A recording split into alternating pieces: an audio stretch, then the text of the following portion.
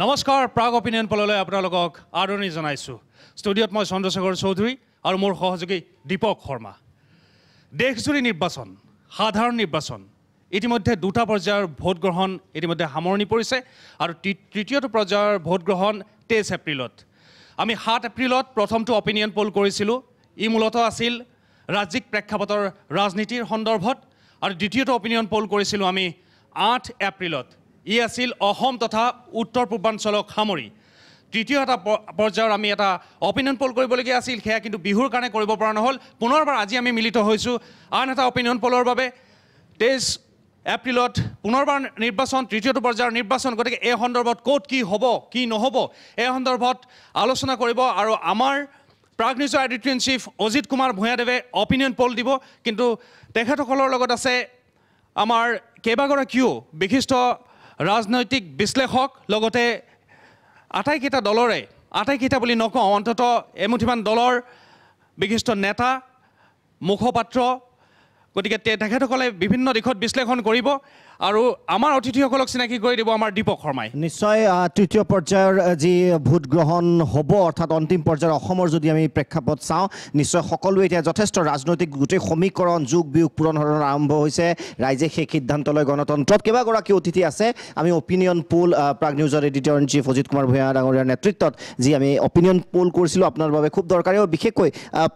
4টা সমষ্টিৰ অন্তিম 4টা সমষ্টিত কি হ'ব পাৰে ভাগ্য কেইবাগৰাকী অতিথি আছে আমাৰ ষ্টুডিঅ'ত উপস্থিত আছে আমাৰ অসম কাকতৰ সম্পাদক প্ৰশান্ত ৰাজগুৰু ডাঙৰীয়া স্বাগতম জনাইছোঁ ৰাজগুৰু ডাঙৰীয়া বিশিষ্ট সাংবাদিক অদীপ ফুকন ডাঙৰীয়া আছে আৰু প্ৰাক্তন আমোলা CK দাস ডাঙৰীয়া ষ্টুডিঅ' আমাৰ ইয়াত আছে ডেস্কত ডক্টৰ জয়নাথ শৰ্মা ডাঙৰীয়া আছে কংগ্ৰেছ দলৰ মুখপাত্ৰ জ্যেষ্ঠ নেতা পবিত্ৰ মাৰ্ঘেৰিটা ডাঙৰীয়া বিজেপি দলৰ মুখপাত্ৰ জিতুমণি বৰা ডাঙৰীয়া জ্যেষ্ঠ সাংবাদিক আৰু কিছু মুহূৰ্তৰ পিছতেই বিশিষ্ট সাংবাদিক হাইদৰ হুছেইন ডাঙৰীয়াও আপোনাৰ লোকৰ সন্মুখত থাকিব আৰু চন্দ্ৰশেখৰ আৰম্ভ কৰিছোঁ আমি অনুষ্ঠান হয় কোন দলৰ আহিব AIDF আহিব নোৱাৰিলে AIDF আহিব নোৱাৰিলে অগপ দলৰ নেতা আহিব নোৱাৰিলে তৎসত্ত্বেও কিন্তু আমি কংগ্ৰেছ আৰু বিজেপিৰ মুখপাত্ৰক লৈ লগতে আমাৰ ৰাজনৈতিক বিশ্লেষকসকলক লৈ আমি আমাৰ অপিনিয়ন পোল আৰম্ভ কৰিবলৈ লৈছোঁ আৰু পোনে পোনে গৈছোঁ আমাৰ ভূঞা ডাঙৰীয়াৰ ওচৰলৈ ভূঞা ডাঙৰীয়া কি ক'ব প্ৰথম কথা মই অংশগ্ৰহণকাৰী আটাইকে মই আদৰণি জনাইছোঁ প্ৰথমতে আমি ইতিমধ্যে কোৱা হৈছে যে 7 এপ্ৰিলত সৰ্বভাৰতীয় যি দৃশ্যপট নিৰ্বাচনী দৃশ্যপট আৰু কোনে কিমান আসন পাব পাৰে সেই সম্পৰ্কে আমি আলোচনা কৰিছোঁ আৰু তাত সেই আলোচনাত অংশগ্ৰহণ কৰা কেইবাগৰাকীও বিশ্লেষক ইয়াত উপস্থিত আছে আৰু 8 এপ্ৰিলত আমি উত্তৰ পূৰ্বাঞ্চল অসমকে ধৰি কোনে কিমান আসন বা ক'ত কেনেকৈ আগবাঢ়ি আছে সেই বিষয়ে এটা সমীক্ষা দাঙি ধৰিছিলোঁ এতিয়া কোৱাই হৈছে যে দ্বিতীয় পৰ্যায়ৰ নিৰ্বাচনৰ সময়ত আমি এইটো কাম কৰিব নোৱাৰিলোঁ বিশ্লেষণ দাঙি ধৰিব নোৱাৰিলোঁ কাৰণ বিহুৰ বতৰৰ কাৰণে বিহুৰ অন্যান্য অনুষ্ঠানৰ বাবে এতিয়া 23 তাৰিখে তৃতীয়টো পৰ্যায়ৰ নিৰ্বাচন গতিকে এটা আলোচনাত সৰ্বভাৰতীয় পৰ্যায়ৰ কি ঘটিছে বা কি হ'বলৈ গৈ আছে সেই সম্পৰ্কে কোৱাৰ লগতে অসমৰ আটাইকেইখন আসনৰ বিষয়ে ক'বলৈ গ'লে বহু সময়ৰ প্ৰয়োজন হ'ব গতিকে খুব চমুকৈ আমি আলোচনাটো কৰিব লাগিব নিৰ্দিষ্ট সময়ৰ ভিতৰত এটা প্ৰথমে মই ক'ব খুজিছোঁ সেই আলোচনাৰ আঁত ধৰি সকলোৰে নিশ্চয় মনত আছে যে আমি তেতিয়া এটা 226খন আসনৰ বিজেপি আৰু মিত্ৰজোঁটক আমি দিছিলোঁ আৰু 195খন আসন আমি কংগ্ৰেছক দিছিলোঁ কিন্তু এতিয়া কিছুমান ঘটনা দেখা গৈছে যে দৃশ্যপট ইমান ক্ষিপ্ৰভাৱে সলনি হৈছে আৰু 7টা পৰ্যায়ৰ নিৰ্বাচনত দেখা গ'ল হয়তো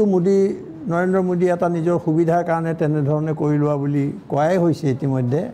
যে চাৰিওফালে তেওঁ বক্তৃতা দিব আৰু কেম্পেইন কৰিব আৰু সেইমতে তেওঁলোকে সুবিধা ল'ব কিন্তু কথাটো বাস্তৱত কিন্তু ওলোটা হ'বলৈ গৈ আছে যিমানে দিন পাৰ হৈছে সিমানেই দেখা গৈছে শাসক দল বা এতিয়াতো আৰু মোদী চৰকাৰ বুলিহে কয় বিজেপি চৰকাৰ বুলিতো নকয় গতিকে মোদী আৰু অমিত শ্বাহ ক'ৰবাত মানে তেওঁলোকে যেন এটা ভয় খাইছে তেনেকুৱা এটা ভাৱ চাৰিওফালে ফুটি উঠিছে গতিকে মই এটা বিশ্লেষণৰ অন্তত ক'ব খুজিছোঁ যে আসন কমিছে বিজেপিৰ আমি 26 দিছিলোঁ তাত এতিয়া মই ক'ব খুজিছোঁ যে 120ৰ পৰা 30 মানে মই বিজেপিলৈ আহোঁ বাৰু 170 আৰু যোগ 40 মানে তেওঁৰ মিত্ৰজোঁট 40 আৰু 170 মই খুব স্পেচিফিক কৈছোঁ তাত প্লাছ মাইনাছ স্বাভাৱিকতা থাকিবই যোগ হ'ব পাৰে কমিব পাৰে সেইটোতো সম্ভৱ নহয় গতিকে 170 যোগ 40 হ'লে 210লৈ আহিছে তাৰমানে 226খন আসন আমি যে কৈছিলোঁ সেইটোৰ পৰা আহি এতিয়া 210খন আসনত পৰিছেহি আমাৰ হিচাপত আৰু সেইদৰে কংগ্ৰেছে অকলে 120 130ৰ মাজত মই 125 ৰাখিছোঁ তে 125 যোগ 75 মিত্ৰজোঁট তেতিয়াহ'লে 200 তাৰমানে এই লাহে লাহে গেপটো লাহে লাহে কমি আহিছে এতিয়া প্ৰশ্ন হ'ল যে মই যোৱা আলোচনাতে এটা কথা তুলি ধৰিছিলোঁ আৰু সকলোৱে মোক সমৰ্থন কৰিছিল সেইটো হ'ল যে ওলমা সাংসদ হ'ব পাৰে হাং পাৰ্লিয়ামেণ্টৰ সমস্ত ইংগিত বহন কৰিছে কিন্তু সমস্যা হ'ল যে প্ৰি পল এলায়েন্স যিহেতু নাই গতিকে ছিংগল লাৰ্জেষ্ট একক কি বুলি কয় এইটো সংখ্যাগৰিষ্ঠ দল হিচাপে স্বাভাৱিকতে ৰাষ্ট্ৰপতিয়ে বিজেপিক মাতিবই লাগিব এইটো সংবিধানৰ নিয়ম অনুসৰি কাৰণ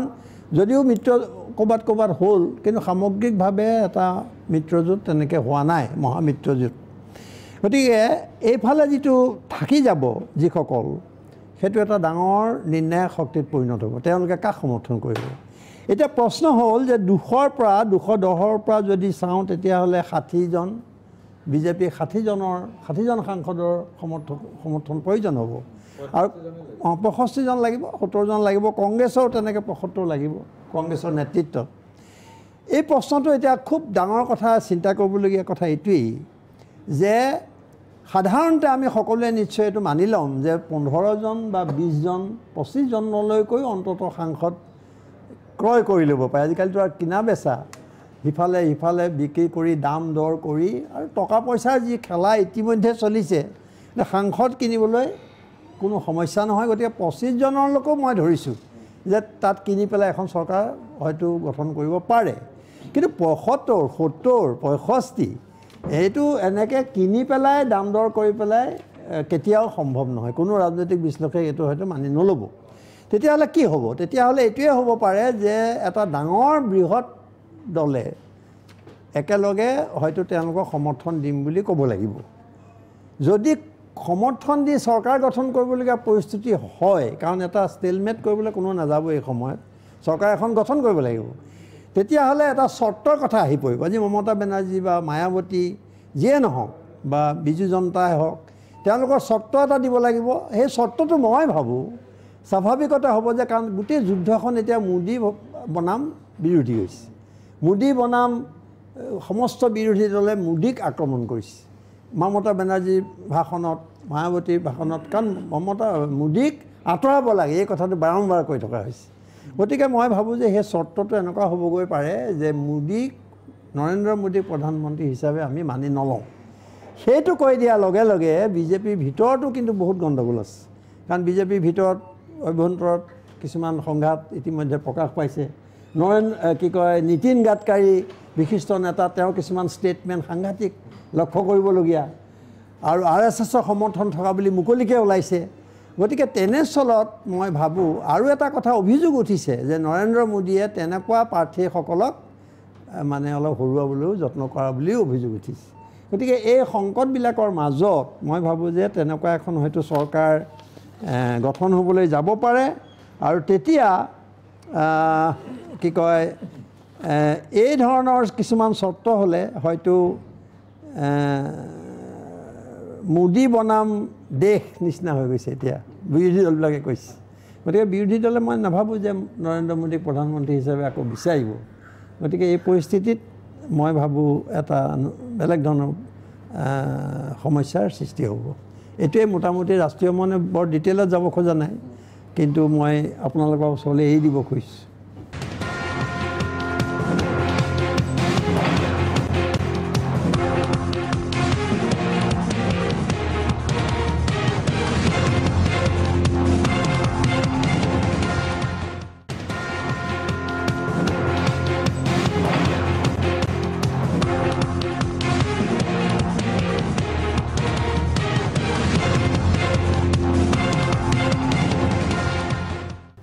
আমি আৰম্ভ কৰিছোঁ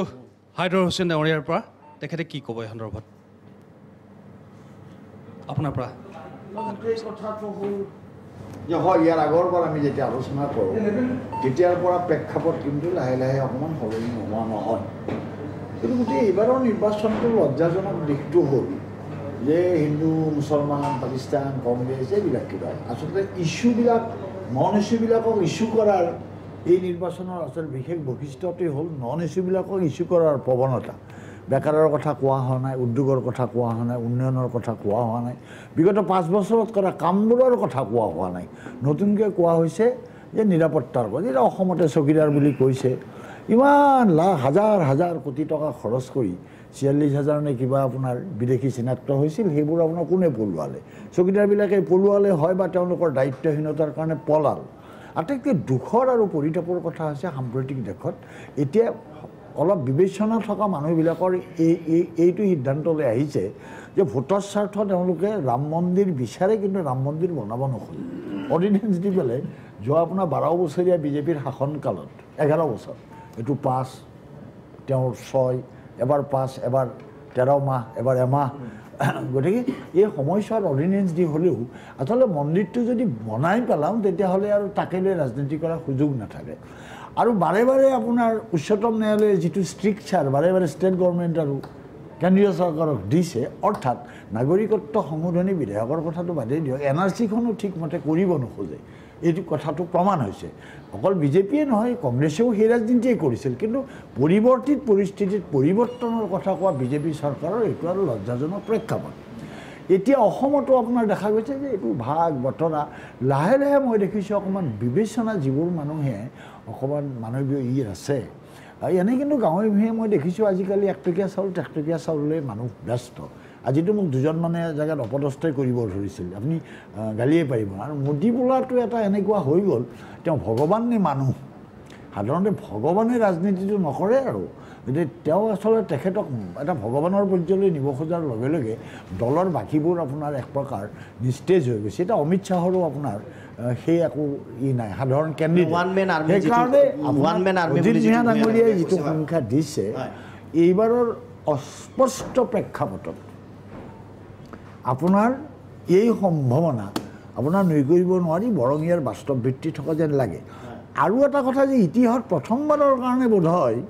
এই যে 5খন কোনোবা এখন ৰাজ্যৰ ডাঙৰ ডাঙৰ ৰাজ্যবিলাকত বিহাৰৰ 5খন আসনত আপোনাৰ পাতিছে নিৰ্বাচন গতিকে আগত এনেকুৱা হৈছিল যে এখন ৰাজ্যৰ নহ'লেও ৰাজ্যখনত 10, 15, 20 গতিকে এই গোটেইবিলাকত আপোনাৰ যিটো দলীয় ৰাজনীতিকৰণ কৰা হৈছে এইটো ভাৰতবৰ্ষৰ গণতন্ত্ৰৰ প্ৰতি যিটো প্ৰত্যাহ্বান আহিছে সুপ্ৰিম কোৰ্ট বা যিবোৰ প্ৰতিষ্ঠানে দেশৰ সংবিধানক সুৰক্ষিত কৰে দেশখনক সুৰক্ষিত কৰে সেই প্ৰতিষ্ঠানবিলাকত আঘাত কৰি আমি নিজকে আপোনাৰ কৈছোঁ যে আমি চকীদাৰ আমাৰ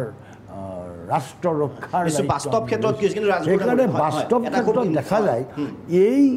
প্ৰেক্ষাপটত সমগ্ৰ দেশতে আৰু মই যিটো ভাবিছিলোঁ আপোনাৰ যে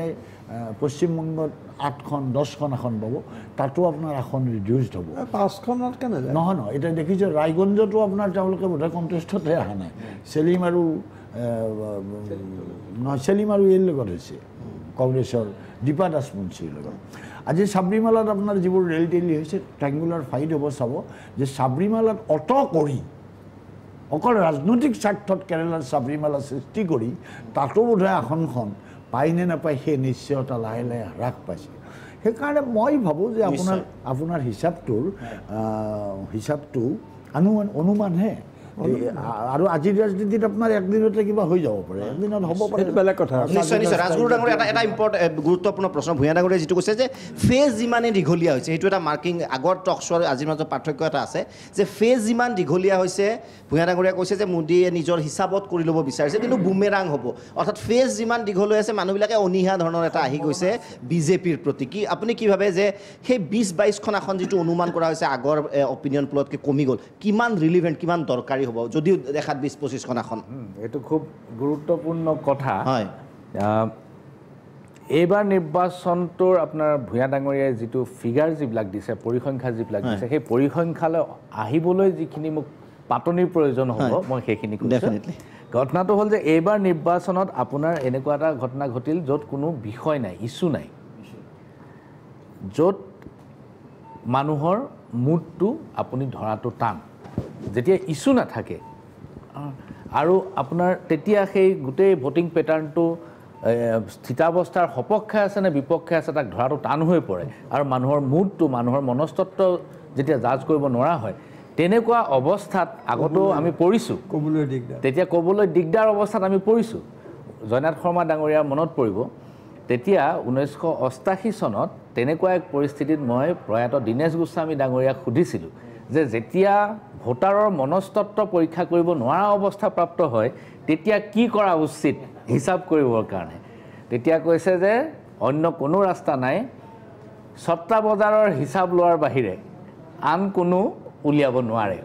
আৰু তেতিয়াৰ পৰাই মই যেতিয়া এনেকুৱা কনফিউজনত পৰোঁ মই সদায় বেট মাৰ্কেটত খবৰ লওঁ এইবাৰ বেট মাৰ্কেটত যেতিয়া প্ৰথম ফেজৰ মানে আপুনি বেট মাৰ্কেটটো নিষিদ্ধ বজাৰ এটা ফেজ শেষ হোৱাৰ 48 ঘণ্টাৰ পিছত বেট খোলে যেতিয়া প্ৰথম পৰ্যায়টো শেষ হ'ল তাৰ আগতে তেওঁলোকে বেট ৰাখিছিল যে বিজেপি অকলে 239 বাকী একো ৰখা নাই যেতিয়া প্ৰথম ফেজ শেষ হ'ল শেষ হোৱাৰ পিছত তেওঁলোকে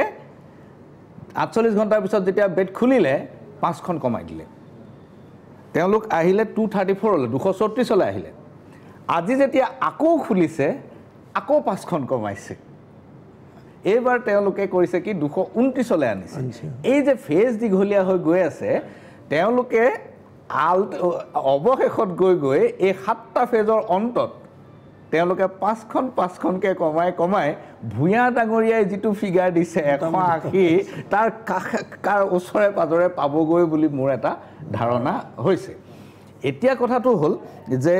এইটো ফিগাৰ এনেকৈ আমি আচলতে গুৱাহাটীত বহি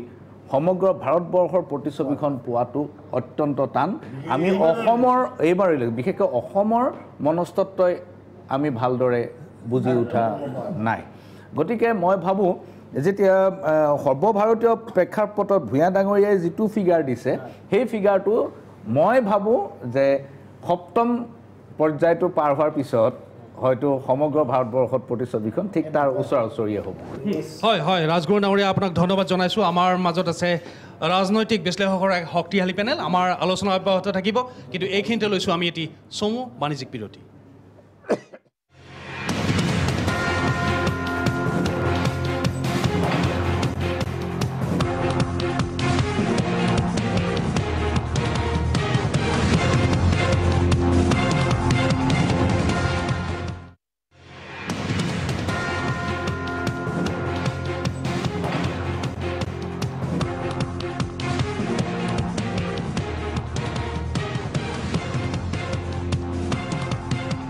বিৰতিৰ পাছত প্ৰাগ অপিনিয়ন পললৈ আপোনালোকক পুনৰবাৰ আদৰণি জনাইছোঁ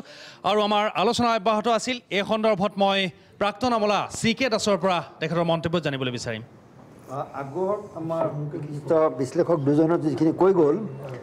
সেইখিনি এড কৰি মই কওঁ যে এইবাৰ যিহেতু কোনো ইছ্যু নাই মেজৰ ইছ্যু নাই আৰু মানুহবিলাক এনেকুৱা হৈছে এতিয়া ক'ত ভোট দিব ক'ব নোখোজে আনকি এটা পৰিয়ালতে বাপেকে যদি কাৰোবাক দিব ল'ৰা ছোৱালী বেলেগক দিব নকয় এটা পৰহি যিটো ভোট হৈ গ'ল 10খন ষ্টেটৰ টোটেল ভোটিং পাৰ্চেণ্ট হ'ল 67%। মহাৰাষ্ট্ৰ ইমান ডাঙৰ এখন ষ্টেট তাৰে 10টা কনষ্টিটুৱেঞ্চিটো 62%। এতিয়া এইটোৰ ফলত মোৰ সন্দেহ হৈছে কি যে যদি মেইনলেণ্ডতে যদি ইমান ভোটিং পাৰ্চেণ্টেজ কম হয় এটা কাৰণ হ'ল কি যে বহুতে হয়তো ভাবিছে যে ভোট দি কি হ'ব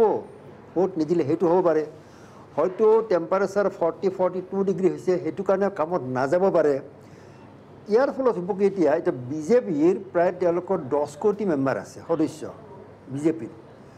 10 কোটি সদস্যটো এভাৰেজ 3টা যদি 30 কোটি ভোটাৰ হ'ল এতিয়া যদি দেখে বিজেপি যে যদি ভোটিং পাৰ্চেণ্টেজটো কম হয় আমাৰ যখন দিগদাৰ হ'ব এই 5টা ফেজত বিজেপিৰ নিজৰ মানুহৰ যিমান ভোট আছে হয়তো মানে বহুত বাঢ়ি যাব সেই এটা ভয় এটা আছে তাৰ পিছতে যেহেতু আৰু 5টা ফেজ আছে আৰু বিজেপিৰ এটা কথা ক'ব নাপাব মই যদি আগতে বিজেপিত আছিলোঁ তেওঁলোকে মানে ওপৰত কাকো প্ৰতিবাদ নকৰে ওপৰৰ অৰ্ডাৰ আহিছে শুদ্ধ অশুদ্ধ মোৰ বোধেৰে মানাত নাই মানিলে বিপদ আছে ভোট দিব লাগিব সেই এটা কিন্তু 5টা ফেজৰ আপুনি ক'ব নোৱাৰে কি হয় আৰু দ্বিতীয় কথাটো হ'ল অসমত মই দেখিলোঁ মই নিজেও অসমৰ অসহায় মানুহ আগতে আমি সৰুতে শ্বিলঙতো ইলেকশ্যনত দেখিছিলোঁ স্কুলত পঢ়োঁতে ইলেকশ্যন আমাৰ ঘৰত আহে ৰাতি বুজাবলৈ মানুহে পলিটিকেল পাৰ্টি কংগ্ৰেছৰ মানুহ বা বেলেগ আছে ঘৰত আহি বুজাই দেউতাহঁতৰ বহি আমাৰ আলোচনা কৰে এই আজিকালি যিটো হ'ল মই আগৰবাৰো কৈছিলোঁ যে আজিকালিৰ ইলেকশ্যনটো হ'ল মানে যুদ্ধ খালি অ'পন কিলিং নহয় লুটিং নহয় অন্য কিছুমান নহয় এইবাৰ যিটো অসমত দেখিলোঁ যে একদম মানে ৰামৰ সৈন্যজন নিচিনা নাচি বাগি ঢোল বজাই গৈছিল পুৰা যুদ্ধ এইটো এইবাৰ ক'তো মই দেখা নাই যে কোনোবাই সুধিছে কেণ্ডিডেটক যে আমাৰ বান সমস্যাৰ বিষয়ে কি কৰিব আপুনি আহিলে গৰাখহনীয়া কি কৰিব কৰ্মসংস্থান কি কৰিব নদীবান কি কৰিব কৃষিৰ উন্নতি কি কৰিব কোনো কথাই হোৱা নাই আৰু ইমান আমাৰ আজি অসমত আজি কেঞ্চাৰ বেমাৰ ইমান বাঢ়িছে কোনোবা এজন কেণ্ডিডেটে ক'ব পাৰিবনে যে আমাৰ নেশ্যনেল হেল্থ পলিচি কি আপুনি MP হ'লে নেশ্যনেল হেল্থ পলিচিৰ আণ্ডাৰত অসমত কেঞ্চাৰ আদি বেমাৰ কিবা কৰিব পাৰিবনে যিটো নমুনা দেখিলোঁ ক'ব নাপায় উইথ ডিউ ৰিগাৰ্ড কাৰোবাক যদি সোধে কালি এতিয়াও সময় আছে নেশ্যনেল হেল্থ পলিচি কি নেশ্যনেল ৱাটাৰ পলিচি কি নেশ্যনেল এডুকেশ্যন পলিচি কি এই যে নতুন যে ফৰেষ্ট আইন এখন হ'বলৈ গৈ আছে 1927 চনত বনাইছিলে ইণ্ডিয়ান ফৰেষ্ট এক্ট এতিয়া নতুন এখন আহি আছে তাতে কি হ'ব ফৰেষ্টত থকা সকলো মানুহ উচ্ছেদ হ'ব পাৰে আৰু সেই জংঘলৰ মাটিবিলাক ডাঙৰ ডাঙৰ কৰ্পৰেটক দিব লাখ লাখ বিঘা তুমি তাতে খেতি কৰা এইবিলাক হ'লে আমাৰ মানুহ কি হ'ব কোনো প্ৰশ্ন উঠা নাই অসমত এনেকুৱা লাগে দুখ লগা কথা যেন ইলেকশ্যনটো এটা বিনোদৰ বস্তু হৈ গৈছে এইটো জাতিটো প্ৰমোট কৰে জাতি আমি নাচি বাগি ফূৰ্তিত থাকিলোঁ মই দেখা নাছিলোঁ কেতিয়াও উত্তৰ ভাৰতত যিটো ৰোড শ্ব' যেনেকৈ হৈছিল এবাৰ অসমত হ'বলৈ লৈছে নহয় ইয়াত যিটো হৈছে নহয় উত্তৰ প্ৰদেশৰ কথাটো বেলেগ আছিলে বেলেগ কথা উত্তৰ প্ৰদেশ আছিল কি জমিনদাৰী ছিষ্টেম ফিউডেল ছিষ্টেমটো বেলেগ অসমত হৈছে কি মেইনলেণ্ডৰ নিচিনা আমাৰ ইয়াতে কেতিয়াও কাষ্ট ছিষ্টেম নাছিলে অস্পৃশ্যতা নাছিলে ডাউৰী নাছিলে বণ্ডেড লেবাৰ নাছিলে আমাৰ মানুহবিলাক স্বতন্ত্ৰী আছিলে বিজেপিৰ লগত আহিলে এইবোৰ ৰজাৰ তলত যদি পাইক হৈ কাম কৰে 3 মাহ বছৰত আত্মসন্মান আছিলে এইবাৰ যিটো দেখিলোঁ অদ্ভুত কাৰবাৰ হৈছে সেইকাৰণে খুব অনুমান কৰা যায় কিন্তু এই যিটো মই কথা ক'লোঁ যে বিজেপিৰ প্ৰায় 30 কোটি ভোট আছে এই পৰিস্থিতিত বিজেপিক কেনেকৈ সেইবিলাক ভোট ইউটিলাইজ কৰি সেইটো ডাঙৰ কথা হয় আপোনাক ধন্যবাদ জনাইছোঁ এটা কথা আপোনাৰ মন্তব্যৰ পৰা স্পষ্ট যে যিসকলে বনাঞ্চলত বসবাস কৰে বা খিলঞ্জীয়া লোকসকলৰ বহুত বিপদ আহিব পাৰে বিজেপিৰ লগত এটা বেয়া ট্ৰেণ্ড আহিছে এটা বেয়া ধাৰা আহিছে এইটো আপোনাৰ পৰা স্পষ্ট হ'ল এইবাৰ আহিছোঁ আমি অদীপ ফুকন ডাঙৰীয়াৰ ওচৰলৈ অদীপ ফুকন ডাঙৰীয়াই প্ৰাৰম্ভিক মন্তব্য কি কৰিব ভূঞা ডাঙৰীয়াই যিখিনি বক্তব্য দিছে সেই গোটেই কথাখিনি ইতিমধ্যে স্পষ্ট হৈ আহি আছে কাৰণ আমি দেখিছোঁ যে উত্তৰ প্ৰদেশ মধ্যপ্ৰদেশ মহাৰাষ্ট্ৰ বা গুজৰাট আদি কৰ্ণাটক ৰাজস্থান এইকেইখনত বিজেপিয়ে প্লাছ হ'বলগীয়া কোনো জেগা নাই কাৰণ তেওঁলোকক মাইনাছ হ'ব গতিকে চাহিবা তেওঁলোকে এনেধৰণে পশ্চিমবংগ বা এইকেইখনৰ ওপৰত বিশেষভাৱে নিৰ্ভৰ কৰিব নৰ্থ ইষ্ট আৰু উৰিষ্যা আৰু অলপ দিল্লী তাত সাংঘাতিক ধৰণৰ এটা নহয় গতিকে স্বাভাৱিকভাৱে এই গোটেই কথা বিশেষকৈ দিল্লীটো প্লাছ হ'বলৈ নাই প্লাছ নাই গতিকে তেওঁলোকৰ স্থিতি হয়তো থাকিব বিহাৰ আৰু গুজৰাটত গুজৰাটৰ স্থিতি হয়তো থাকিব পাৰে বাকীবিলাকত গোটেই যি 7খন মেজৰ ৰাজ্য তাত স্বাভাৱিক কমিব আৰু শেহতীয়া যিমানখিনি আমি দেখিছোঁ প্ৰসাদ ৰাজগড়ে বৰ সুন্দৰভাৱে কথা কৈছে যে মানে সেই ক্ষেত্ৰখনত স্পষ্ট হৈ পৰিছে যে তেওঁলোকৰ দাম অতি কমি আনকি ৰাহুলৰ দামো বেছি হৈ গৈছে মাৰ্কেটত গোটেই ৰাহুলৰ দাম বাঢ়ি গৈছে ৰেট বাঢ়ি গৈছে কংগ্ৰেছৰ ৰেট 1 টকাত 15 টকালৈকে কংগ্ৰেছৰ গৈছে বিজেপিৰ কিন্তু 1 টকাত আছে আমি যদি সেইটো চাওঁ 1 টকা আহি পইচা কিন্তু 1 টকা হৈছিলে গতিকে যি কি নহওক এই গোটেই কথাখিনি স্পষ্ট হৈ পৰিছে যে বিজেপিয়ে 282 এইটো স্বাভাৱিক কমিব আৰু যিটো আমি সাধাৰণ ভাবি আছোঁ যে NDA হিচাপে যিটো কোৱা যায় কিন্তু NDA একচুৱেলি 54খন পাইছিলে যোৱাবাৰ বিজেপিৰ প্লাছ NDA 54খন এতিয়া সেই তাত TDPটো কমিব গতিকে NDA এটা 38খন 38 পৰা NDA কমিব যেহেতু AIDMK নাপায় এতিয়া DMK আহিছে AIDMK এতিয়া জয়ললিতা যোৱাৰ পিছত AIDMK বোলা শক্তিটো এতিয়া অতি দুৰ্বল DMK এতিয়া যথেষ্ট শক্তিশালী হৈছে DMK কংগ্ৰেছৰ লগত মিত্ৰতা কৰিছে স্বাভাৱিকভাৱেই তেওঁলোকৰ NDA বুলি ক'বলৈ এটা কোনো নাই খুব বেছি 10-12টামান এটা সমষ্টিগত তেনেকৈ থাকিব আকালি দল আৰু শিৱসেনা 18টা সমষ্টি হয়তো তেওঁলোকে কমিব পাৰে গতিকে মই ভাবোঁ যে 22টামান NDA পৰা পাব গতিকে ভূঞা ডাঙৰীয়াই যিটো কৈছে যে বিজেপিৰ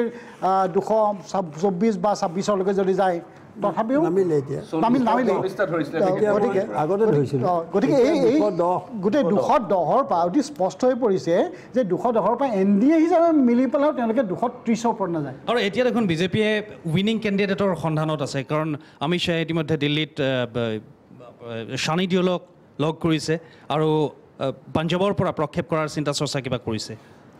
নাই এই কথাটো স্পষ্ট হৈছে পশ্চিমবংগত এতিয়া আমি যদি চাওঁ পশ্চিমবংগত তেওঁলোকৰ যিটো টাৰ্গেটকৈ যিমানখিনি তেওঁলোকে কষ্ট কৰিছে সেই কষ্টটো যদি তেওঁলোকে বেলেগ কেইখনত কৰিলে ৰাজস্থানত বা কৰ্ণাটকত জৰিলে কাৰণ কৰ্ণাটকত কংগ্ৰেছৰ এটা কনফ্লিক্ট আছে তাৰ ভিতৰত এতিয়া অৱস্থা বেয়া কংগ্ৰেছত চাব গ'লে তাত মিত্ৰ শক্তিৰ তাত কৰা নাই না পশ্চিমবংগত কৰিছে পশ্চিমবংগত কৰিলেও তেওঁলোকে খুব বেছি ইতিমধ্যে 7খনৰ ওপৰত তেওঁলোকৰ কোনো আশাই নাই আৰু আহিলেও তৃণমূল কংগ্ৰেছৰ পৰা সাংঘাতিক নাহে কংগ্ৰেছৰ পৰা আহিব পাৰে CPM পৰা আহিব পাৰে গতিকে এই অৱস্থাটোত তেওঁলোকে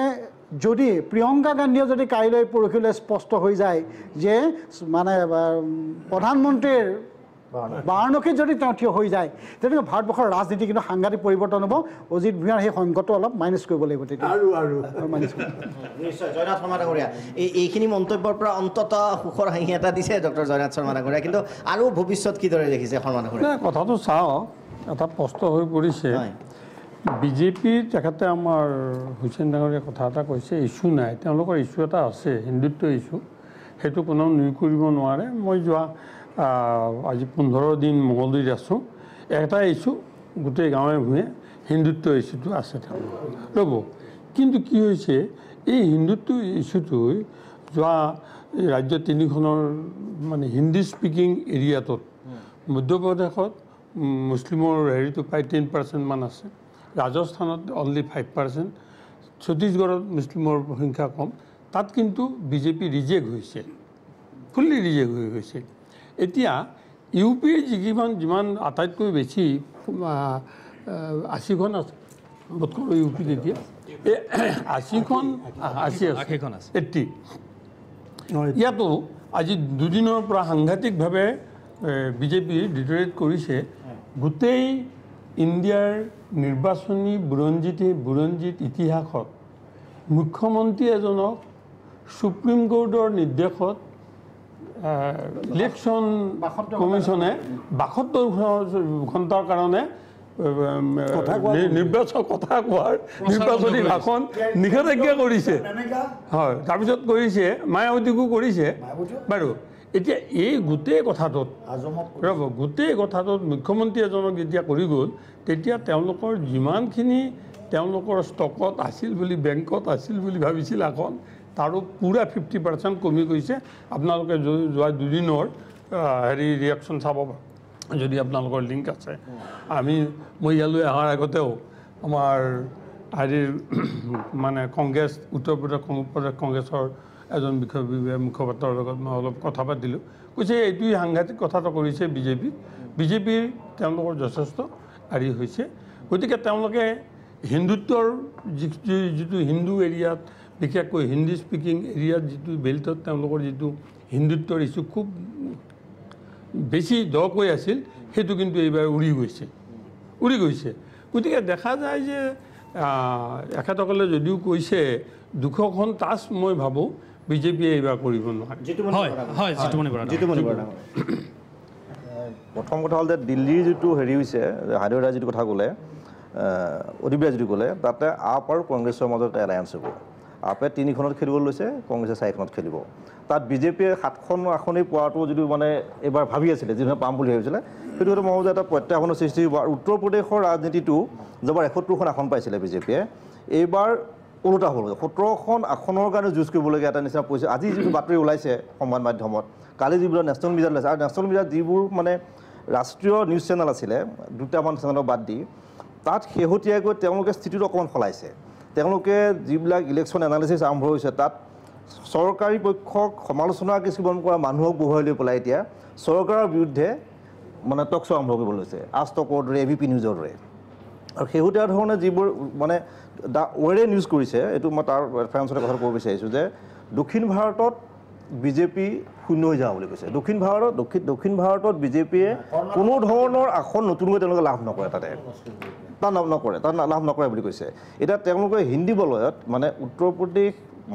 মহাৰাষ্ট্ৰতো বিজেপিৰ অৱস্থা ইমান সুখকৰ নহয় আজিৰ তাৰিখত সুখকৰ নহয় ধৰক মধ্যপ্ৰদেশ ৰাজস্থান ছত্তীশগড় উত্তৰ প্ৰদেশ পঞ্জাৱ হাৰিয়ানা ইয়াত ৰাজস্থান ইয়াত বিজেপি নতুনকৈ চিট বাঢ়িবলগীয়া নাই বাঢ়িব কিন্তু নতুনকৈ তেওঁলোকৰ গেহলত আৰু যিটো সিমানকৈ নাবাঢ়ে নহয় যোৱাবাৰ যি ধৰণে তেওঁলোকে নতুনকৈ ছিট ক'তো বাঢ়িবলগীয়া নাই এতিয়া তেওঁলোকে যোৱাবাৰ উৰিষ্যাত এখন আসন পাইছিলে 21খন লোকসভা আসন থকা উৰিষ্যাত এখন পাইছিলে এইবাৰ উৰিষ্যাত তেওঁলোকে নবীন পাটনায়ক বয়স হৈছে নবীন পাটনায়কে চলাব পৰা নাই উড়িয়া ভাষা ক'ব এইটো ইছ্যু কৰি লৈ পেলাই তেওঁলোকে তাত প্ৰচাৰ চলাব লৈছে সেই হিচাপে পশ্চিমবংগত যোৱাবাৰ তেওঁলোকে 2খন আসন পাইছিলে এইবাৰ তাত ভাবিছে তেওঁলোকে যিটো অজিত দাই ক'লে যে 5খন 7খন 7ৰ পাছৰ ভিতৰতে থাকিব তেওঁলোকৰ তাৰপিছত থাকিলে উত্তৰ পূৰ্বাঞ্চলত হিমন্ত বিশ্ব শৰ্মাই নতুন দিল্লীত প্ৰতিশ্ৰুতি দি আছিল যে 25খনৰ মই 22খন দিম বুলি কিন্তু আজিৰ তাৰিখত নেডাৰ আহ্বায়ক বোলে যে উত্তৰ পূৰ্বাঞ্চলৰ বেলেগ ঠাইত তেওঁ প্ৰচাৰ চলাব যাব পৰা নাই তেনেধৰণে গতিকে অসমতে তেওঁ প্ৰচাৰ চলাইছে আৰু এটা কথা ওলাইছে যি ধৰণৰ নাচ গানৰ কথাটো ওলাইছে এইটো NDTV এটা হেৰি কৰিছে উত্তৰ পূৰ্বাঞ্চল লৈ পেলাই যে মূল বিষয়ৰ পৰা সাধাৰণ মানুহৰ দৃষ্টি আঁতৰাই নিবৰ কাৰণে যে নিৰ্বাচনী সভাবোৰত দেখি পেলাই যাতে সাধাৰণ মানুহে তেওঁলোকৰ যিবিলাক সমস্যা আজি নাগৰিকত্ব সংশোধনী বিধেয়কৰ কথাই কওক বানপানী গৰাখহনীয়া ৰাষ্ট্ৰীয় সমস্যা হিচাপে ঘোষণা নকৰোঁ বুলি কেন্দ্ৰীয় চৰকাৰে সিদ্ধান্ত ল'লে সেইটো কথাই কওক বা আমাক বিশেষ ৰাজ্যৰ মৰ্যাদাৰ কথাটো আছিলে সেই বিষয়বিলাকৰ কথা যে কোনো ধৰণৰ আনকি সমান মাধ্যমত আলোচনা হোৱা নাই তেনেধৰণে আমি কিছু মানুহে কৈ আছোঁ আমি কিছুমান লিখি আছোঁ আমি কিছুমানে কৈ আছোঁ কিন্তু ৰাজনৈতিক দলবোৰৰ পিনৰ পৰা কংগ্ৰেছে কৈছে কংগ্ৰেছে ইছ্যুবিলাক আনিছে কিন্তু বিজেপি সেই ইছ্যুবিলাক ডাইভাৰ্ট কৰিছে আজি প্ৰধানমন্ত্ৰীয়ে নিৰ্বাচনী সভাত ভাষণ দি পেলাই কৈছে যে জম্মু কাশ্মীৰৰ কাৰণে এজন বেলেগ প্ৰধানমন্ত্ৰী বিচাৰিছে আপোনালোকে তেনেকুৱা দলক সমৰ্থন কৰিব নেকি কাৰণ গোটেই বিৰোধীয়ে যেন জম্মু কাশ্মীৰৰ কাৰণে যেন বেলেগ প্ৰধানমন্ত্ৰী বিচাৰিছে সেই ধৰণে কথাবোৰ ক'ব বিচাৰিছে কাৰণ বিৰোধী মানে পাকিস্তানৰ সমৰ্থন অথচ পাকিস্তানৰ প্ৰধানমন্ত্ৰীয়ে নিৰ্বাচন আয়োগে যুদ্ধৰ কথা ইমান কৈছে মানা কৰিছে মনা নাই কিন্তু তাৰপৰা আৰু এটা কথা কওঁ সুষমা স্বৰাজে আজি কোৱা কথাটো বৰ ইম্পৰ্টেণ্ট ইম্পৰ্টেণ্ট সুষমা স্বৰাজে কৈছে যে এজন মানুহ ঢুকুৱা নাই সেই কথাটোৰ কথা বিজেপিৰ অভ্যন্তৰণ সাংঘাতিক নহয় এতিয়া আৰু এটা কথা যি সময়ত মানে হেৰিয়ে এই নৰেন্দ্ৰ মোদীয়ে অহৰহ কৈ আছে যে পাকিস্তানৰ সময়ত যিটো গুজৰাট বিধানসভা নিৰ্বাচনৰ আগতো আহমেদ পেটেলক মুখ্যমন্ত্ৰী পাতিবৰ কাৰণে পাকিস্তান চৰকাৰে পাকিস্তান খুব ব্যস্ত হৈ পৰিছিল কৈছে পিছত গৈ মিছা প্ৰমাণিত হ'ল আজিৰ তাৰিখতো প্ৰধানমন্ত্ৰীয়ে আজি মিটিঙত কৈ আছে আজি নিৰ্বাচনী সময়ত কৈ আছে যে পাকিস্তানৰ সমৰ্থনত জম্মু কাশ্মীৰৰ এজন মানে সুকীয়া প্ৰধানমন্ত্ৰী বিচৰা দলক আপোনালোকে সমৰ্থন কৰিব নেকি অথচ পাকিস্তানৰ প্ৰধানমন্ত্ৰীয়ে বিচাৰি আছে যে মোদী দ্বিতীয়বাৰৰ কাৰণে প্ৰধানমন্ত্ৰী আমি বিৰোধে কিন্তু যিটো কৰিব পৰা নাই বৰডাঙৰীয়া আমাৰ আলোচনা অব্যাহত থাকিব কিন্তু এইখিনিতে ল'ব লাগিব আমি চমু বিৰতি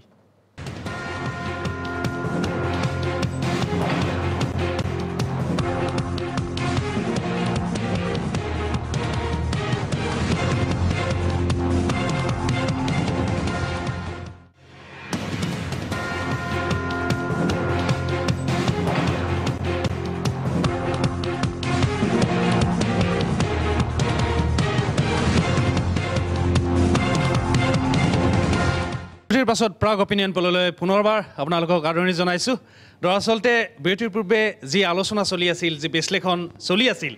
তাৰ পাছত এগৰাকী বিজেপি নেতাই মন্তব্য কৰাটো সঁচাকৈ মানে এক অলপ অসুবিধাজনক পৰিস্থিতিৰ ডেফিনেটলি সন্মুখীন হ'ব তথাপিও আমি বিজেপি নেতা পবিত্ৰ মাৰ্ঘেৰিটা আমাৰ লগত আছে তেখেতৰ মন্তব্য জানিব বিচাৰিছোঁ এই বিশ্লেষণ সন্দৰ্ভত আপুনি কি ক'ব জয়নেদ্ৰাৰ কথা বাদ দিলোঁ তেখেত আমাৰ প্ৰধান বিৰোধী দলৰ এগৰাকী জ্যেষ্ঠ নেতা তেখেতৰ স্বাভাৱিকভাৱে ক'ব আৰু যিকেইগৰাকী ৰাজনৈতিক বিশ্লেষক তথা অসমৰ জ্যেষ্ঠ শ্ৰদ্ধেয় সাংবাদিক আছে তেখেতসকলৰ বক্তব্যক মই এগৰাকী সাধাৰণ ব্যক্তি হিচাপে সমৰ্থন নজনাওঁ আৰু বিজেপিৰ এগৰাকী কাৰ্যকৰ্তা হিচাপে জনোৱাটো কোনো প্ৰশ্নই নাই তেখেতসকলৰ কথা শুনি এনেকুৱা লাগিছে নৰেন্দ্ৰ মোদীৰ পৰা সৰ্বানন্দ সোণোৱাললৈকে সকলোৱে এতিয়া আচলতে এইবিলাক নিৰ্বাচন বাদ দি টিভি চিভি চাই থকাটোৱে ভাল হ'ব তেনেকুৱা এটা হেৰি কৈছে তাৰ কাৰণ কমাই আনি 200ৰ পৰা গৈ অদীপ দায়িত্ব একেবাৰে 180-70মান পোৱাই দিলেগৈ কিন্তু প্ৰত্যেকৰে নিজস্ব বিশ্লেষণ থাকে আপেক্ষিকতা থাকে তেখেতসকলৰ কিবা চিন্তা চৰ্চা থাকিব সেইটো মই সন্মান কৰোঁ বা দাদাই যিটো কৈছে চবৰ নিজস্ব দৃষ্টিভংগী যিদৰে অজিতদাৰ দৃষ্টিভংগীত 226 আছিল বা এতিয়া অদীপদাৰ দৃষ্টিত 180লৈ পৰ্যবেক্ষিত হৈছে সংখ্যাটো ঠিক সেইদৰে যদি আমি অপিনিয়ন পোলৰ কথাই কওঁ এপ্ৰিলত যদি অপিনিয়ন পোল হৈছিল টাইমছ নাও VMR তাততো 279খন আছিল যদি অপিনিয়ন পোলৰ কথাই কোৱা যায় 275খন আছিল ইণ্ডিয়া টিভি জন কি বাত 310 আছিল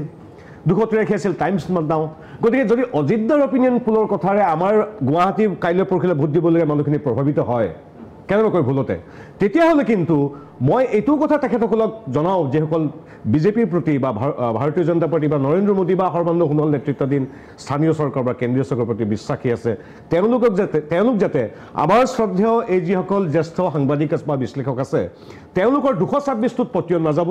মই আহ্বান জনাম যে মোৰ অন্যান্য ভাৰতৰ অন্যতম শ্ৰেষ্ঠ যিদৰে অসমৰ অন্যতম শ্ৰেষ্ঠ এটা সংবাদ সংস্থা প্ৰাগে যদি কৈ আছে 226 বা 180 ঠিক সেইদৰে ভাৰতৰ বা এছিয়াৰ অন্যতম শ্ৰেষ্ঠ সংস্থাবিলাকেও কৈ আছে কিন্তু 279 275 310 আপোনালোকে কওঁতে ছজনে কওঁতে কিন্তু মই আচলতে আনুপাতিক হিচাপত মই আৰু বহুত সময় পাব লাগে মোৰ কথাখিনি আপুনি আঘাত দিব পাৰে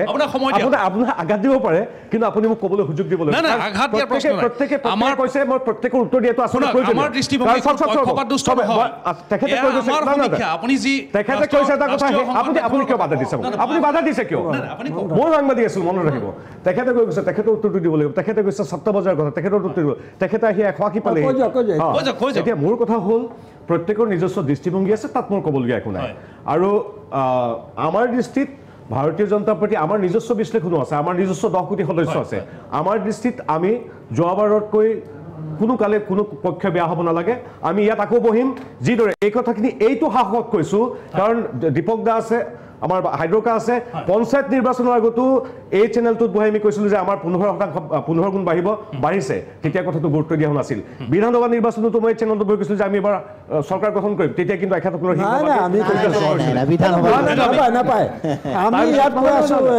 আপুনি নিৰপেক্ষ আছে চৰকাৰ গঠন কৰিব বুলি কৈছোঁ আমি হোৱা নাছিল ৰ'ব তাৰপিছত সৌ সিদিনা যেতিয়া পঞ্চায়তৰ আগত যেতিয়া আমাৰ নাই ক্ষমা কৰিব পঞ্চায়ত ইলেকশ্যনৰ আগত যেতিয়া এই হেৰিবিলাক আছিল আমাৰ কাউন্সিল ইলেকশ্যনছ তাতো আপোনালোকে কিন্তু আমাক পৰাজিত হ'ব বুলি কৈছিল কিন্তু কোৱা হৈছিল ইয়াত এইটো নালাগে এইটোলৈ গ'লে আমাৰ কাম নহ'ব কিন্তু এইখিনিতে মই চমুকে এটা কথা ক'ব বিচাৰিম আপুনি যি ধৰণে কৈছে ৰাষ্ট্ৰীয় সংবাদ মাধ্যমৰ তেওঁলোকৰ নিজৰ দৃষ্টিকোণ বিশ্লেষণ এয়া আমাৰ ভূঞা ডাঙৰীয়াই ক'ব কিন্তু এয়া আমাৰ প্ৰাগ নিউজৰ অজিত কুমাৰ ভূঞা ডাঙৰীয়াৰ বিশ্লেষণ কেনেকৈ আগবঢ়াইছে কিন্তু আমাৰ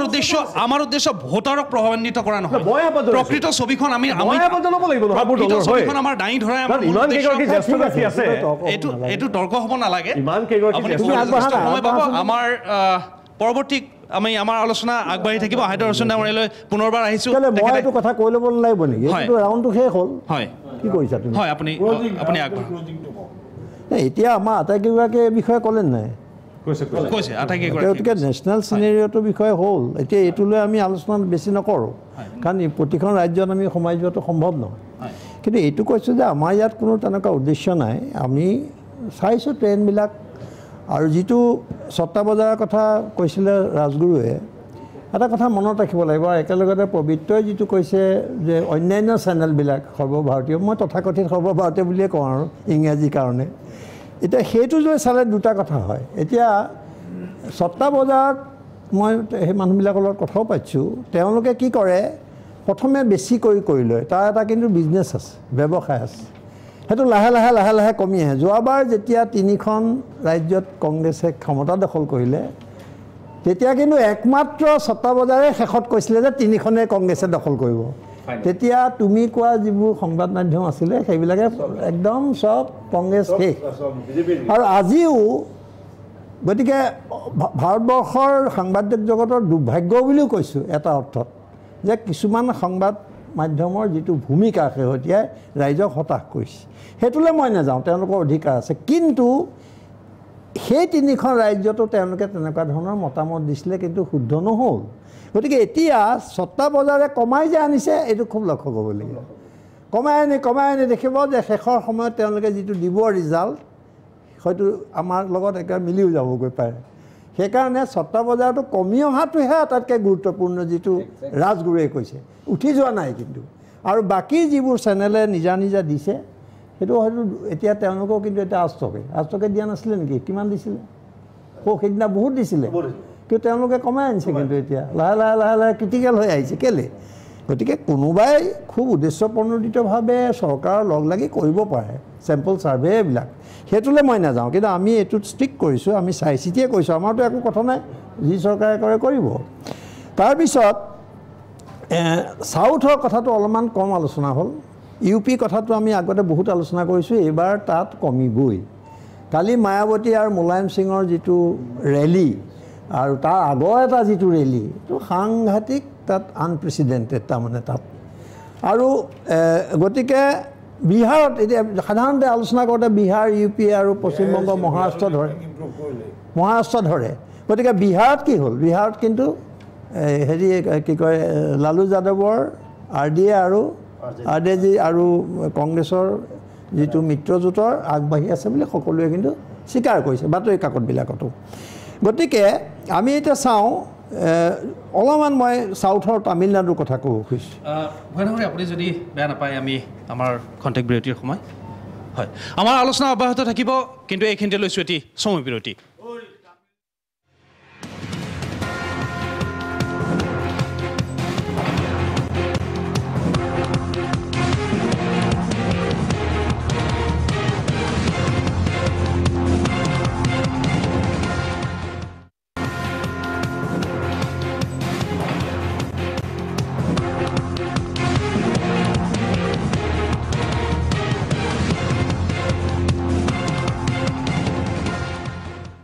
বিৰতিৰ পাছত প্ৰাগ অপিনিয়ন পললৈ আপোনালোকক পুনৰবাৰ আদৰণি জনাইছোঁ ইতিমধ্যে বিৰতিৰ পূৰ্বে আমাৰ ভূঞা ডাঙৰীয়াই ৰাষ্ট্ৰীয় প্ৰেক্ষাপটৰ কিছু বিশ্লেষণ দাঙি ধৰিছিল আমি আহিছোঁ তেখেতৰ ওচৰলৈ কি ক'ব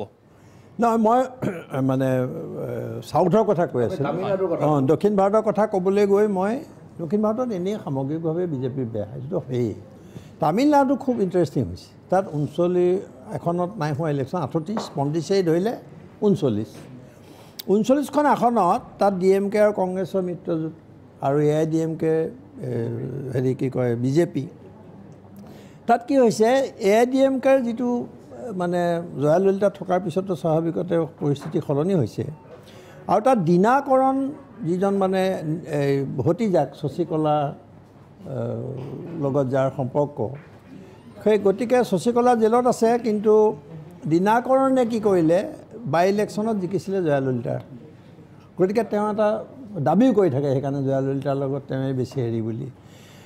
এইটো জিকাৰ পিছত এইবাৰ তেওঁ কি কৰিলে 39খন আসনত প্ৰাৰ্থী দি দিছে এই প্ৰাৰ্থী তেওঁতো এনেই দিয়া নাই এটা অংক কৰি দিছে আৰু তাৰ বহুত ভোট কাটি লৈ গুচি আহিব AIDMK ভোট কাটি লৈ আহিব আৰু এই হিচাপত এতিয়া দেখা গৈছে যে আমি এটা হিচাপ কৰি দেখিছিলোঁ যে DMK কংগ্ৰেছৰ মানে গোটটো যথেষ্ট শক্তিশালী হৈছে তেওঁলোকে মই কৈছোঁ যে 33খন 34খন আসন পালেও মানে একো আচৰিত নহ'ব তাৰমানে খুব বেয়া অৱস্থা হ'ব AIDMK আৰু বিজেপি 5খন মানলৈ নামি আহিব এইটো এটা হিচাপ আৰু খুব চমুকৈ কৈছোঁ মই মহাৰাষ্ট্ৰৰ 48খন আসনত তাত মানে কি বাঢ়িটো নাযায় কমিব গতিকে শিৱসেনা আৰু বিজেপিৰ যিটো আছিলে তেওঁলোকৰ আজিৰ তাৰিখত আগুৱাই আছে এইটো হয় কিন্তু লাহে লাহে NCP অৰ্থাৎ শাৰদ পাৱাৰ আৰু কংগ্ৰেছৰ যিটো মিত্ৰজোঁট তেওঁলোকেও কিন্তু ভাল কৰি নি আছে সেইকাৰণে দৃশ্যপটবোৰ তেনেকুৱা ধৰণে সলনি হৈ আছে গতিকে এই পটভূমিতে আমি ক'ব খুজিছিলোঁ আৰু এটা খুব ছিগনিফিকেণ্ট আলোচনা কৰিব নালাগে কিন্তু মই উলুকিয়াব খুজিছোঁ যে মুকেশ আম্বানীক লৈ পেলাইতো আলোচনা শেষ নাই মুকেশ আম্বানীৰ টকা মুকেশ আম্বানীৰ কথা চাৰিওফালে গোটেই সমালোচনা আলোচনা সেই মুকেশ আম্বানীয়ে মিলিন্দ দেওৰা বুলি পেলাই আমাৰ তেওঁক কোনোবা এখন মুম্বাই ৱেষ্টত প্ৰাৰ্থী দিছে আৰু অপেনলি তেওঁ ৰাজহুৱাকৈ মানে মুকলিকৈ হেৰি মুকেশ আম্বানীয়ে সমৰ্থন জনাইছে এইটো মই কিন্তু এনেই একেবাৰে এনেই দিছে বুলি নাভাবোঁ এইটো খুব ছিগনিফিকেণ্ট কাৰণ মুকেশ আম্বানীয়ে আজিৰ তাৰিখত কংগ্ৰেছক তেনেকৈ সমৰ্থন জনোৱাটো হয়তো মোদীয়ে চাগে আচৰিত হ'ব নৰেন্দ্ৰ মোদীয়ে আচৰিত হ'ব সেইটো এটা কথা মই এইটো এনেই তুলি ধৰিলোঁ এতিয়া সামগ্ৰিক সেইখনে ছবি 210 আৰু ইয়াৰ ক্ষেত্ৰতো ফুকনেতো কৈছে আৰু কমিব কিন্তু হয় বহাৰ কিন্তু স্ক'প এতিয়ালৈকে নাই আৰু তেনেকুৱা চমক সৃষ্টি কৰিবলৈকো একো নাই এতিয়া আৰু কাৰণ যুদ্ধটো গৈছে আৰুনো চমক কি সৃষ্টি কৰিব এতিয়াতো আৰু এই থাৰ্ড ফেজ মেজৰ ফেজ গ'ল তাৰপৰা আমি এতিয়া অসমলৈ আহিম কাৰণ অসমৰ প্ৰতি কথাটো গুৰুত্বপূৰ্ণ হৈছে অসমৰ আমি প্ৰথম যিটো ফেজ আছিলে তাত আমি দিব খুজিছোঁ 3খন আসন সেইটো হ'ল যোৰহাট কলিয়াবৰ আৰু তেজপুৰ কংগ্ৰেছক দিব বিচাৰিছে কংগ্ৰেছৰ দিছে আৰু যেতিয়াৰ পৰা নিৰ্বাচন ঘোষণা হৈছে তেতিয়াৰ পৰা সকলোৱে কৈ আছে যে ডিব্ৰুগড় চিটটো গ'ল বিজেপিয়ে পাব ডিফু চিটটো একেবাৰে মানে তাত আৰু কোনো ধৰণৰ প্ৰতিদ্বন্দ্বিতা নহয়েই লখিমপুৰ কিন্তু আচৰিত কথা ডিব্ৰুগড়ত অৱশেষত ইমান দুৰ্বল প্ৰচাৰ স্বত্বেও কিন্তু এটা প্ৰতিদ্বন্দ্বিতালৈ গুচি আহিলে কিন্তু এখন যুদ্ধলৈ গুচি আহিলে তাৰপিছত লখিমপুৰতো যুদ্ধলৈ আহি গ'ল সেই মানুহটোক মাৰিলেও সেই মাৰাৰ পৰাই অনুমান হ'ল যে এটা হতাশা তেওঁলোকৰ মাজত সেই কেম্পত হয়তো আছিল তেওঁলোকে ভয় খাই তেওঁক মাৰপিট কৰিলে এতিয়া ডিফু খুব মানে অতি লক্ষণীয় হৈছে মানে ডিফুৰ কথাটো মই আজি চাৰিওফালে কথা পাতিলোঁ ডিফু চিটখন লৈ আমিও আলোচনা কৰা নাই কোনেও আলোচনা কৰা নাই সকলোৱে ধৰি লৈছে যে এইখন হাৰিব আৰু এখন আৰু মানে বিজেপিৰ চিট তাত এতিয়া ডাঙৰ কথা হৈছে কি বহুত দলে KMCA KSA জয়ন্ত ৰংপিৰ দল এইবিলাক সকলোৱে কংগ্ৰেছক সমৰ্থন আগবঢ়াই দিলে হঠাৎ পট পৰিৱৰ্তন হৈ গ'ল তাৰপিছত আটাইতকৈ ডাঙৰ কথা হ'ল কি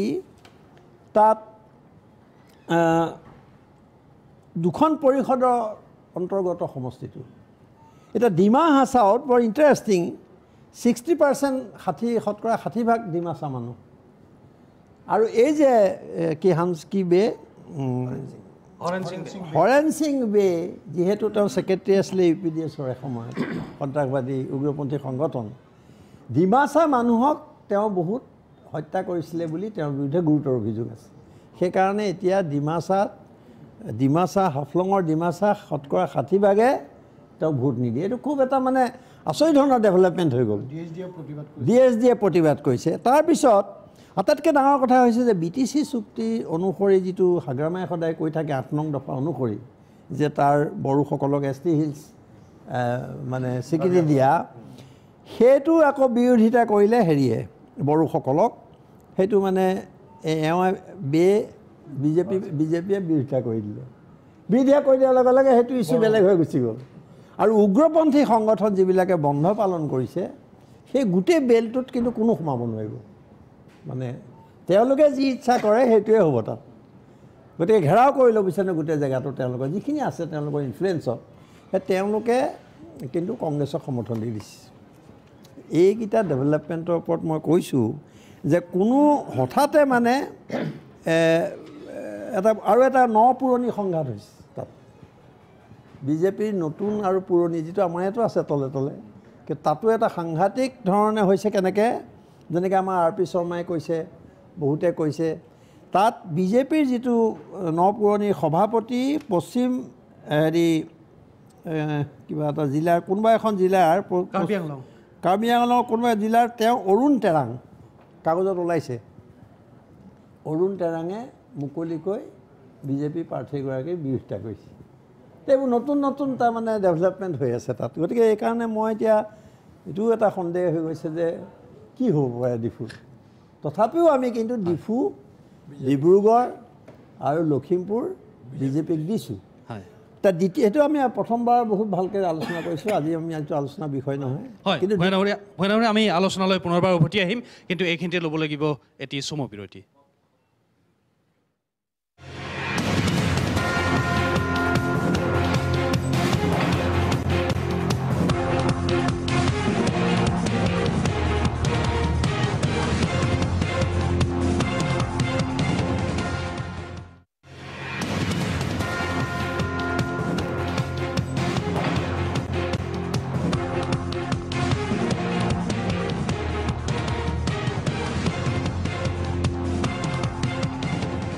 বিৰতিৰ পাছত প্ৰাগ অপিনিয়ন পললৈ আপোনালোকক পুনৰবাৰ আদৰণি জনাইছোঁ মই আৰু দীপক শৰ্মাই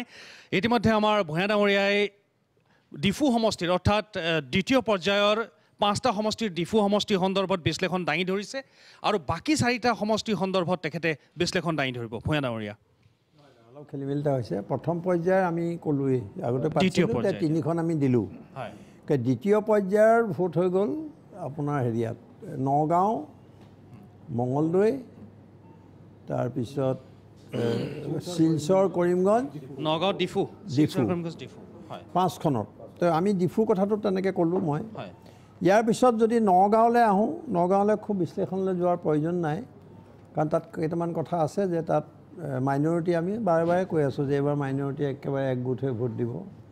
গতিকে সেইটো গোটেই বেলটোৰ ভোট পাব তেওঁলোকে আৰু বঙালী যিটো কেবৰলৈ খেলিছে সেই খেলাখনত কিন্তু এইটো নহয় যে গোটেই ভোটবোৰ বিজেপিয়ে পাব তাৰ এটা পাৰ্চেণ্টেজ কংগ্ৰেছে পাব আৰু কংগ্ৰেছৰ যিটো ট্ৰেডিশ্যনেলি তেওঁলোকৰ এটা বেছ আছে তেওঁলোকৰ মানুহ আছে তেওঁলোকৰ কংগ্ৰেছী সুদীৰ্ঘ বহুত যুগৰ পৰা কংগ্ৰেছী কৰি আছে আৰু আটাইতকৈ ডাঙৰ কথা যে তাত যেনেকৈ আৰ পি শৰ্মাৰ যিটো ভূমিকা আছিলে তেজপুৰত তাত এতিয়া ৰাজেন গোহাঁইৰ কথাটো তেনেকুৱা কাৰণ ৰাজেন গোহাঁই ইমান চাৰিটা টাৰ্মৰ MP আছিলে আৰু তেওঁ যিধৰণে অপমানিত বোধ কৰিছে আৰু তেওঁ যিবোৰ কথা কৈছে তেওঁক সেইকাৰণে লগতে লৈ ফুৰিছিলে যাতে প্ৰেছক কথা ক'ব নোৱাৰা অৱস্থা এটা কৰি দিছে কিন্তু য'তে সুবিধা পাইছে তেওঁ এইটোও ক'লে যে প্ৰদ্যুৎ বৰদলৈ আমাৰোতো প্ৰধানমন্ত্ৰীয়ে বেলেগত গৈ খেলিছে গতিকে বাহিৰৰ বুলি ক'লে কি হ'ব এইটো তেওঁৱে ক'লে কিন্তু ৰাজেন গোহাঁই মুখেদি আৰু তেওঁ যিটো বেল্টত অলপমান আপোনালোকে ভালকৈ ক'ব লামডিং টামডিং এইফালে এটা বেল্টত সেই মানুহবোৰে হয় ভোট নিদিলে নহয় হেৰি যিটো মানে নহয় এটা ভোট নিদিলে নহ'লে বিৰুদ্ধে ভোট দিলে এইবোৰ দুভাগ হৈ গ'ল গতিকে সকলো মিলি তাত কিন্তু মই আজি যদি বেট মাৰে মই নকওঁ জিকিব বুলি বেট মাৰিলে কিন্তু মই বেটিঙত ক'ম যে সেইটো কংগ্ৰেছৰ চিট গতিকে মঙলদৈও তেনেকৈ মই তাত প্ৰথম অৱস্থাত একদম ভূপেন্দ্ৰ কলিতা গৈয়ে আছিলে আগুৱাই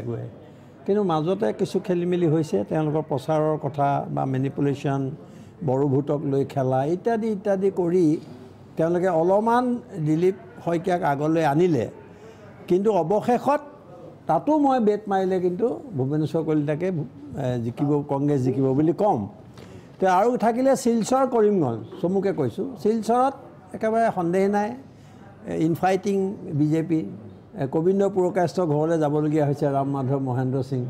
তালৈ গৈ তাৰপিছত দিলীপ ঘোষৰ ইনএক্টিভ একেবাৰে নিষ্ক্ৰিয় ভূমিকা দিলীপ পাল তাৰপৰা ৰাজদীপ ৰয় আছিলে এইবিলাকৰ মাজৰ সংঘাত আৰু তাত কি হ'ল মানে আমাৰ এওঁক লৈ খুব খেলিছিলে এই আমাৰ গৌতম ৰয়ক লৈ আৰু ছিদ্দিকক লৈ তেওঁলোকে ইমান প্ৰচাৰ কৰি দিলে যে এওঁলোকে যোগদান কৰিব কিন্তু নোৱাৰিলে প্ৰধানমন্ত্ৰী অহাৰ দিনাও যেতিয়া যোগদান নকৰিলে সেইটো এক ধৰণৰ মেছেজ গ'ল আৰু কেবক লৈ আটাইতকৈ যিটো আশা কৰি মানে নৰেন্দ্ৰ মোদী আৰু অমিত শ্বাহে কৰিছে সেইটো পশ্চিমবংগক লক্ষ্য কৰি আৰু বিশেষকৈ কাছাৰখনক লৈ তাত কিন্তু উল্টা হৈ গ'ল সেইটো মই আগৰবাৰ কৈছোঁৱেই যে তাত মানুহে ক'লে যে আলোচনাই যদি কৰিব লগা আছিলে ইমান দিন তেতিয়াহ'লে এইবোৰ কিয় কৰা হ'ল এটা উল্টা হৈ গ'ল তাৰ মিডিয়াই এইবোৰ কথা লিখিছে কিন্তু আটাইতকৈ আঘাতটো আহিলে বিজেপিলৈ যেতিয়া প্ৰিয়ংকা গান্ধীয়ে তাত ৰোড শ্ব' কৰিলে আৰু তাত সাংবাদিকসকলে কৈছে সকলোৱে কৈছে যে নে দেৱজিৎ সাহা যেতিয়া হৈছিলে ভাৰত কণ্ঠ সেই গেডাৰিঙতকৈ এই গেডাৰিং বেছি হোৱা বুলি পেলাই কৈছে গতিকে সেইটোৱে গোটেই নিৰ্বাচনী দৃশ্যপট সলনি কৰিলে সেইকাৰণে মই এই চিটটো শিলচৰৰ সুস্মিতা দেৱ দিব খুজিছোঁ আৰু কৰিমগঞ্জত খুব কথা নাই তাত এটা হৈছিলে যে মুছলিম ভোটৰ ডিভাইড হ'ব বিজেপি ওলাব কিন্তু অৱশেষত তাত UDF-এ ওলাব AIDF-ৰ মানে ফালেই মাইনৰিটি ভোট দিছে নাই এতিয়া তাত কি হ'ল তাত কাৰণবোৰ আছে মই আৰু ইমান বিশ্লেষণলৈ নাযাওঁ সময় এতিয়া কৰিমগঞ্জ AIDF এখন AIDF-লৈ গ'ল আপোনালোকে লিখি লওক মোৰ মতে আৰু সেইটোৱে একমাত্ৰ কংগ্ৰেছে পালে নগাঁও মঙলদৈ মানে মই এইটো বেট মাৰিহে কৈছোঁ আৰু হেৰিখন কি কয় শিলচৰ তিনিখন তাৰমানে হেৰিয়ালৈ গ'ল কংগ্ৰেছলৈ গ'ল আৰু এখন মই কাটিয়ে দিছোঁ তথাপিও মাইনাছ কৈছোঁ হা ডিফুটো আমি দিয়ে দিছোঁ বিজেপিক ডিফুক বিজেপি তথাপি আপুনি যিটো বিশ্লেষণ কৰিছে সেইটো আপোনাৰ দৃষ্টিত নাই কিন্তু কোনটো আপুনি যিটো উগ্ৰপন্থী প্ৰাক্তন উগ্ৰপন্থী সংস্থা তাৰপিছত যিটো আপোনাৰ হিচাপ মতে ডিফুটো কিন্তু নাইয়ে মোটামুটি আচলতে ডিফু তথাপিও বিজেপিক দিছোঁ মই আছে নহয় আৰু নোৱাৰি মই বাহিৰৰ পৰা দেখা পাইছোঁ কিন্তু মই তথাপিও দিছোঁ আৰু কাউন্সিল তাহাঁতৰ দুইটা পৰিষদতে গোটেই সমষ্টি দুটা সেইকাৰণে এইটো টকা পইচাৰ ডাঙৰ এটা ভূমিকা আছে সাংঘাতিক বহুত টকা পইচাৰ কথা আছে সেইকাৰণে মই এতিয়া হ'ল কি এটা চিট মই তথাপিও কমাই দিছোঁ 3টা 2টা 5টা এতিয়া এটামান পাবগৈ নাই এতিয়া আমাৰ ভাৰতীয় জনতা পাৰ্টি আপোনালোকৰ এটা বা দুটা পাবগৈ দুটা দিলোৱে দেখোন তুমি শুনা নাই নেকি দুটা দুটা আপুনি নহয় এইটো তিনিটা ব্ৰেকেটৰ ভিতৰত এতিয়া মই কৈছোঁ যে তৃতীয় পৰ্যায়ৰ ভোটটো আমি আলোচনা এতিয়া কৰিব খোজা নাই আকৌ আমি ইটো ৰাউণ্ডত তৃতীয় পৰ্যায়ৰ আলোচনা কৰিব লাগিব কাৰণ আমাৰ নাই নহয় হাতত সময় সেইকাৰণে এতিয়া দ্বিতীয় পৰ্যায়ত যিটো মই টানি ধৰিলোঁ বিশ্লেষণ সেইটোৰ ওপৰত আলোচনা হোৱাটো বিচাৰিছোঁ নিশ্চয় নিশ্চয় মই ৰাজগুৰু ডাঙৰীয়া যিটো এনালাইচিছ ক'লে বিশেষকৈ আমি যদি মঙলদৈ আৰু নগাঁও ছিটখন যদি চাওঁ গুৰুত্বপূৰ্ণ দুটা প্ৰসংগ আৰু তেজপুৰ ছিটখন তেজপুৰ আমি আলোচনা কৰিছোঁ যে প্ৰথম পৰ্যায়ত গৈছে মই সেইটো কোৱা নাই যে এটা বিষয় যিটো ভূঞা ডাঙৰীয়াই কৈছে মই ভাবোঁ আমি ভাবিছোঁ যিহেতু ফেক্টৰ এটা হ'ব পাৰে অভাৰঅল বিজেপি যেতিয়া একো নামগোধ নাছিল তেতিয়াও ৰাজেন গোহাঁই নগাঁও ছিটখন বিজেপিৰ হৈ দখল কৰিছে অৰ্থাৎ তেওঁ নিজস্ব এটা বেছ আছে সেইটো মানিব লাগিব আপুনি ৰমেন ডেকাৰ মঙলদৈত এটা নিজস্ব বেছ আছে ডেফিনেটলি লিডাৰক বিদায় দিয়াটো প্ৰত্যেক ৰাজনৈতিক দলৰে কৰ্তব্য কিন্তু ডিছগ্ৰেছফুল ৱেত যিদৰে বিদায় দিয়া হ'ল মানে বিদায় দিয়াৰ যিটো অৰ্থ তেওঁৰ পাৰ্চনেল ভোট বেছখিনি ক'ৰবাত নহয় ক'ৰবাত বিজেপিৰ কাৰণে ডিচাইচিভ ফেক্টৰ ইন ডিফিট হ'ব পাৰে নেকি মই আকৌ কৈছোঁ নেতাক বিদায় দিয়া চলি থাকে কিন্তু যিদৰে আৰ পি শৰ্মাই ক'লে মোক ফোন এটাও যদি কৰিলে হয় তেওঁলোকে মই ছিটটো এৰি দিলোঁ হয় একজেক্ট সেই অপমানটোৰ ক্ষেত্ৰত মানে মই আকৌ কৈছোঁ হয় গতিকে এই যিটো পাৰ্চনেল চাংক হিউজ চাংক এটা ডেফিনেটলি থাকিব দুইজনৰ এটা ডিফাৰেঞ্চ কৰিব পাৰে নেকি ভূঞা ডাঙৰীয়া কাৰণ যদি মাৰ্জিন 20-30 হাজাৰো তেওঁলোকৰ পাৰ্চনেল পকেট ভোট থাকে either they will not go' to vote or they will vote for Congress Rajen গোহাঁইৰ যিটো তেওঁক যি ধৰণে অসন্মান কৰা হয় সেই কাৰকটো বিশ্লেষণ কৰাৰ সময়ত আপুনি তাৰ তেওঁৰ হাতত থাকিব পৰা সম্ভাৱ্য ভোটৰ হিচাপটো আপুনি জানি ল'লে তেতিয়া আপোনাৰ স্পষ্ট হ'ব আপুনি চাওক যে নগাঁৱত 3টা কাৰকে কাম কৰে মূলতঃ চতুৰ্থ কাৰকটো আছে চতুৰ্থ কাৰকটো মূল অন্যতম মূল 1 নম্বৰ হ'ল অসমীয়া মূলসুঁতিৰ মধ্যবিত্ত 2 নম্বৰ হ'ল যিসকল ইছলাম ধৰ্মী লোক 3 নম্বৰ হ'ল বাংলাভাষী হিন্দু সমাজ আৰু চতুৰ্থ সকল হ'ল জনজাতিসকল তিৱা এটা ডাঙৰ বেল্ট আছে এই 4টা হিচাপত আপুনি চাব যে বাংলাভাষী হিন্দু আৰু জনজাতিৰ আপুনি ভোট কংগ্ৰেছে নাপায় বুলি ধৰি লওক কাৰণ তেওঁলোকৰ এটা কাউন্সিল বিজেপিৰ ওচৰত আছে আৰু CABখন সন্মুখত ৰাখি আপুনি যদি 100% নাপায় বুলি ধৰি লয় তেতিয়াহ'লে ইটো এণ্ডত মুছলিম ভোট আৰু অসমীয়া ভোট থাকিব অসমীয়া ভোটৰ আধা ভাগ আপুনি বিজেপিলৈ গুচি যাব বুলি ধৰক তেনেহ'লে সেই অৱস্থাত বিজেপি নিশ্চিতভাৱে শক্তিশালী হ'ব লাগে কাৰণ এইফালে কেৱল মাত্ৰ মুছলিম ভোট আৰু অসমীয়া ভোটৰ আধাহে থাকিব এতিয়া সেই অংকটোত খেলি মেলি লগাব পৰাকৈ কাৰকটো আহিল ৰাজেন গোহাঁই এক্সেক্টলি সেই পইণ্টটো মই কৈছিলোঁ খেলি মেলি লগাব পৰাকৈ কাৰকটো আহিল ৰাজেন গোহাঁই ৰাজেন গোহাঁই আজি আপুনি কৈছে যে 4বাৰকৈ তেওঁ সাংসদ হৈ আছে তেওঁৰ হাতত আটাইতকৈ শক্তিশালী ভোট ভিত্তিটোৱে হ'ল বাংলাভাষী হিন্দু সমাজ তেওঁক কেতিয়াও এৰি নিদিয়ে এতিয়া কোনে ক'ত কিমান লিড লৈছে সেইটোৰ ওপৰত নিৰ্ভৰ কৰিব আপুনি চাব বাকীখিনি ভোট যদি আপুনি নিউট্ৰেল 0 কৰি ৰাখে মই 4টা কনষ্টিটুৱেঞ্চি তুলনা কৰক আপুনি লাহৰীঘাট আৰু যমুনামুখত কিমান লিড হ'ব আৰু হোজাই আৰু লামডিঙত কিমান লিড হ'ব যদি লাহৰীঘাট আৰু যমুনামুখত কংগ্ৰেছে লোৱা লিডটো হোজাই আৰু লামডিঙৰ লিডটোৱে পূৰণ কৰিব নোৱাৰে তেনেহ'লে কিন্তু কংগ্ৰেছ প্ৰাৰ্থীজন ওলাই গুচি যাব কাৰণ ঘটনাটো হ'ল কংগ্ৰেছ প্ৰাৰ্থীজনৰো নিজৰ এটা কেৰিছমা আছে তেওঁ যদিও তাত নতুন তেওঁ এজন সুশিক্ষিত ভাল বক্তা তেওঁ কেবৰ বিৰোধিতা কৰিছে তেওঁক প্ৰতিনিধিত্ব দিয়াত অসমীয়া মানুহৰ বিশেষ কোনো আপত্তি নাই গতিকে এই যিটো মিডল ক্লাছ সেন্টিমেন্ট যিটো মধ্যবিত্তীয় ধাৰণা সেইটো কিন্তু তেওঁ সম্পূৰ্ণভাৱে এক্সপ্লইট কৰিব পাৰিছে ব্যৱহাৰ কৰিব পাৰিছে গতিকে গোটেই বেলেন্সটো গোটেই সন্তুলনটো ৰাখিব লাহৰীঘাট যমুনামুখ আৰু হোজাই আৰু লামডিঙৰ প্ৰতি নিশ্চয় হাইদৰ হুছেইন ডাঙৰীয়া মঙলদৈটো যদি আপুনি কয় এইটো মঙলদৈটো মই আজিৰ তাৰিখতো টাফ বুলি ভাবোঁ ওদালগুৰি পানেৰী আৰু মাজবাট এইটো শৰ্মাই ভালকৈ জানিব এইবিলাকত আপোনাৰ ভয়ানক সন্তোষজনক হেৰি হোৱা নাই কিন্তু মুছলিম বেল্টত আপোনাৰ এতিয়া দলগাঁৱত 90% নে 90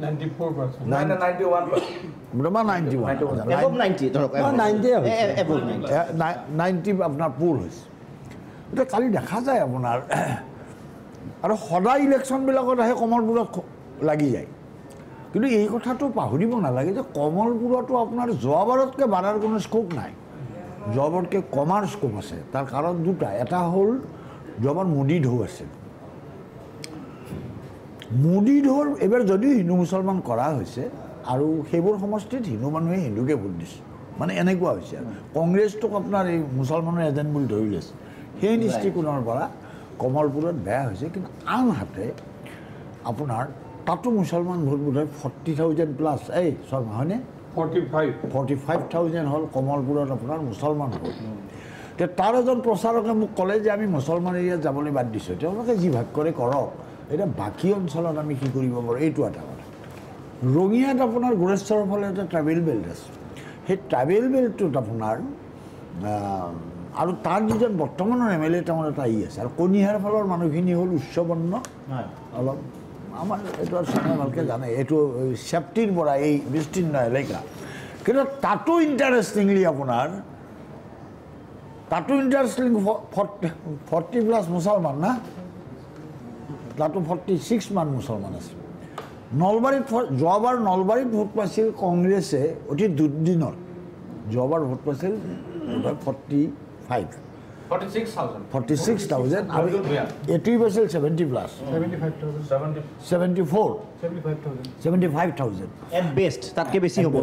এইবাৰ মই বাহজানীত যিটো খবৰ পালোঁ তাত কেইটামান ফেক্টৰ আছে বাহজানী অঞ্চলত আজিৰ তাৰিখতো কিছু CPMৰ মানুহ আছে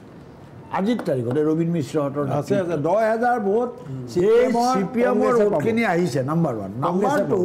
কট্টৰ AGP আছে কিছু সংখ্যাত কম হ'ব পাৰে কট্টৰ AGPখিনিৰ আধাও ভোট যদি আহে বিক্ষিপ্ত ভোট সেইকাৰণে মই ভাবোঁ যোৱাবাৰতকৈ বাঢ়াৰ সুযোগটো নাই তেতিয়াহ'লে যোৱাবাৰৰ হাৰ জিতৰ ডিফাৰেঞ্চ কিমান আছিল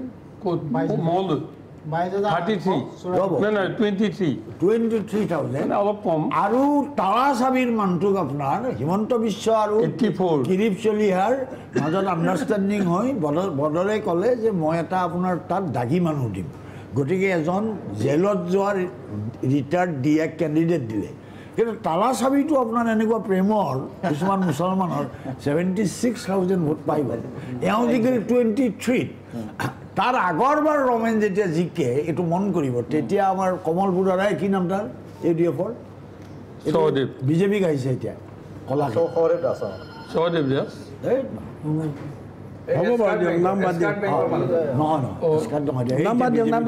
আচ্ছা ন তেওঁ 2 লাখ ভোট পাইছিল আগৰবাৰ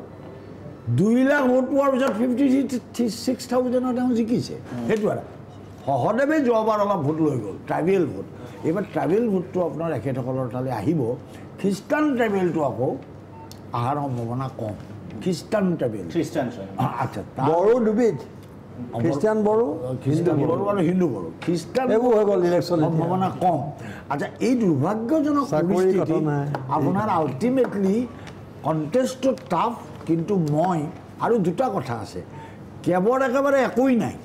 জাতীয় সংগঠনবিলাকতো ধূলিচাতেই হ'ল তো তাৰপিছতো আপোনাৰ ভুৱনেশ্বৰে যি নহওক ভুৱনেশ্বৰৰো বদনাম আছিল শেহতীয়াভাৱে ভুৱনেশ্বৰে আপোনাৰ কেৱল চাপোৰ্ট হেৰি কৰি পেলাই ডাঙৰ ৰ'ল প্লে কৰিলে ইম্পৰ্টেঞ্চ আহিল আজি মই আপোনাৰ আমাৰ বুজৰ বৰুৱাৰ গাঁৱৰ মানুহক খবৰ কৰিছিলোঁ কি বুজৰ বৰুৱা আমাৰ RSSৰ ডাঙৰ লিডাৰ বশিষ্ঠ বুজৰ বৰুৱাৰ গাঁও দতৰা উল্লেখযোগ্যভাৱে আপোনাৰ হিমন্ত বিশ্বও আপোনাৰ সেই পঞ্চায়তত উল্লেখযোগ্যভাৱে তাৰ কাউন্সিলৰটো আপোনাৰ এই হেৰি পঞ্চায়ত ইলেকশ্যনত ৰাতি হাৰিছিল ৰিকাউণ্টৰ নামত আপোনাৰ পুৱা জিকিছে আৰু পঞ্চায়ত সভাপতিগৰাকী আপোনাৰ এগৰাকী মহিলাই কি কলিতা তাই জিকিছে অৰ্থাৎ মই আজি সুধিলোঁ তাৰ মানুহক যে তাতো আপোনাৰ ভোট বিভাজিত হৈছে ভোটটো 100% আপোনাৰ তালৈ গৈছে তেনে কথা নহয় তেনেকুৱা কাৰণত মই ভাবোঁ যে এইটো আপোনাৰ মোৰ দৃষ্টিভংগীৰে এটা টাফ কণ্টেষ্ট হ'ব তাৰ মাজত আপোনাৰ শইকীয়া আৰু এটা শইকীয়া আৰু ভুৱনেশ্বৰৰ মাজত ডিফাৰেঞ্চ আছে শইকীয়া বেছিকেলি দীৰ্ঘদিন ধৰি RSS কৰা আপুনি তেওঁ বৰগাছা বুলি গাঁওখনত ঘৰ সেইখন হ'ল হাজোৰ বৰ্ডাৰ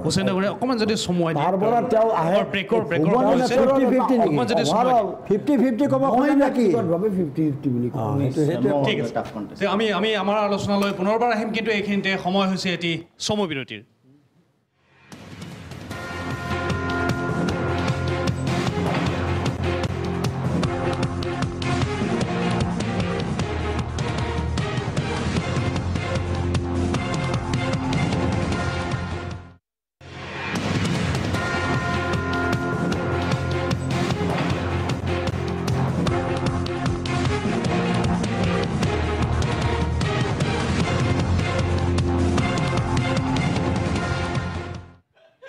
বিৰতিৰ পাছত প্ৰাগ অপিনিয়ন পললৈ পুনৰবাৰ আপোনালোকক আদৰণি জনাইছোঁ ইতিমধ্যে হাইদৰ হুছেইন ডাঙৰীয়াই মংগলদৈ সমষ্টি সন্দৰ্ভত কিছু বিশ্লেষণ দাঙি ধৰিছিল কিন্তু ইয়াতে সংযোজন কৰিবলগীয়া আছে প্ৰশান্ত ৰাজগুৰুৰ আৰু অদীপ ফুকন ডাঙৰীয়াৰ গতিকে দুয়োগৰাকীয়ে কিছু মন্তব্য দাঙি ধৰিব প্ৰথমে ৰাজগুৰু মই একেবাৰে চমুৱাই ক'ব খুজিছোঁ কথাটো তাৰমানে মংগলদৈ সমষ্টিটো অত্যন্ত কঠিন যুঁজ হৈছে গতিকে সকলোৱে নিশ্চয় জানিবলৈ ইচ্ছা কৰিব এটা একেবাৰে স্পষ্ট হৈ গৈছে যে কমলপুৰ বিধানসভা ৰঙিয়া বিধানসভা আৰু নলবাৰী বিধানসভা সমষ্টিত যিটো হাৰত ভোট পৰিছে সেইটো সম্পূৰ্ণভাৱে বিজেপি খুব আশাবাদী এই ক্ষেত্ৰত এতিয়া বিপৰীতে আপোনাৰ ওদালগুৰি পানেৰী মংগলদৈ এই তিনিটা সমষ্টিত কিন্তু কংগ্ৰেছ আশাবাদী যে তেওঁলোকে অলপ লিড কৰিব আৰু দলগাঁও সমষ্টিত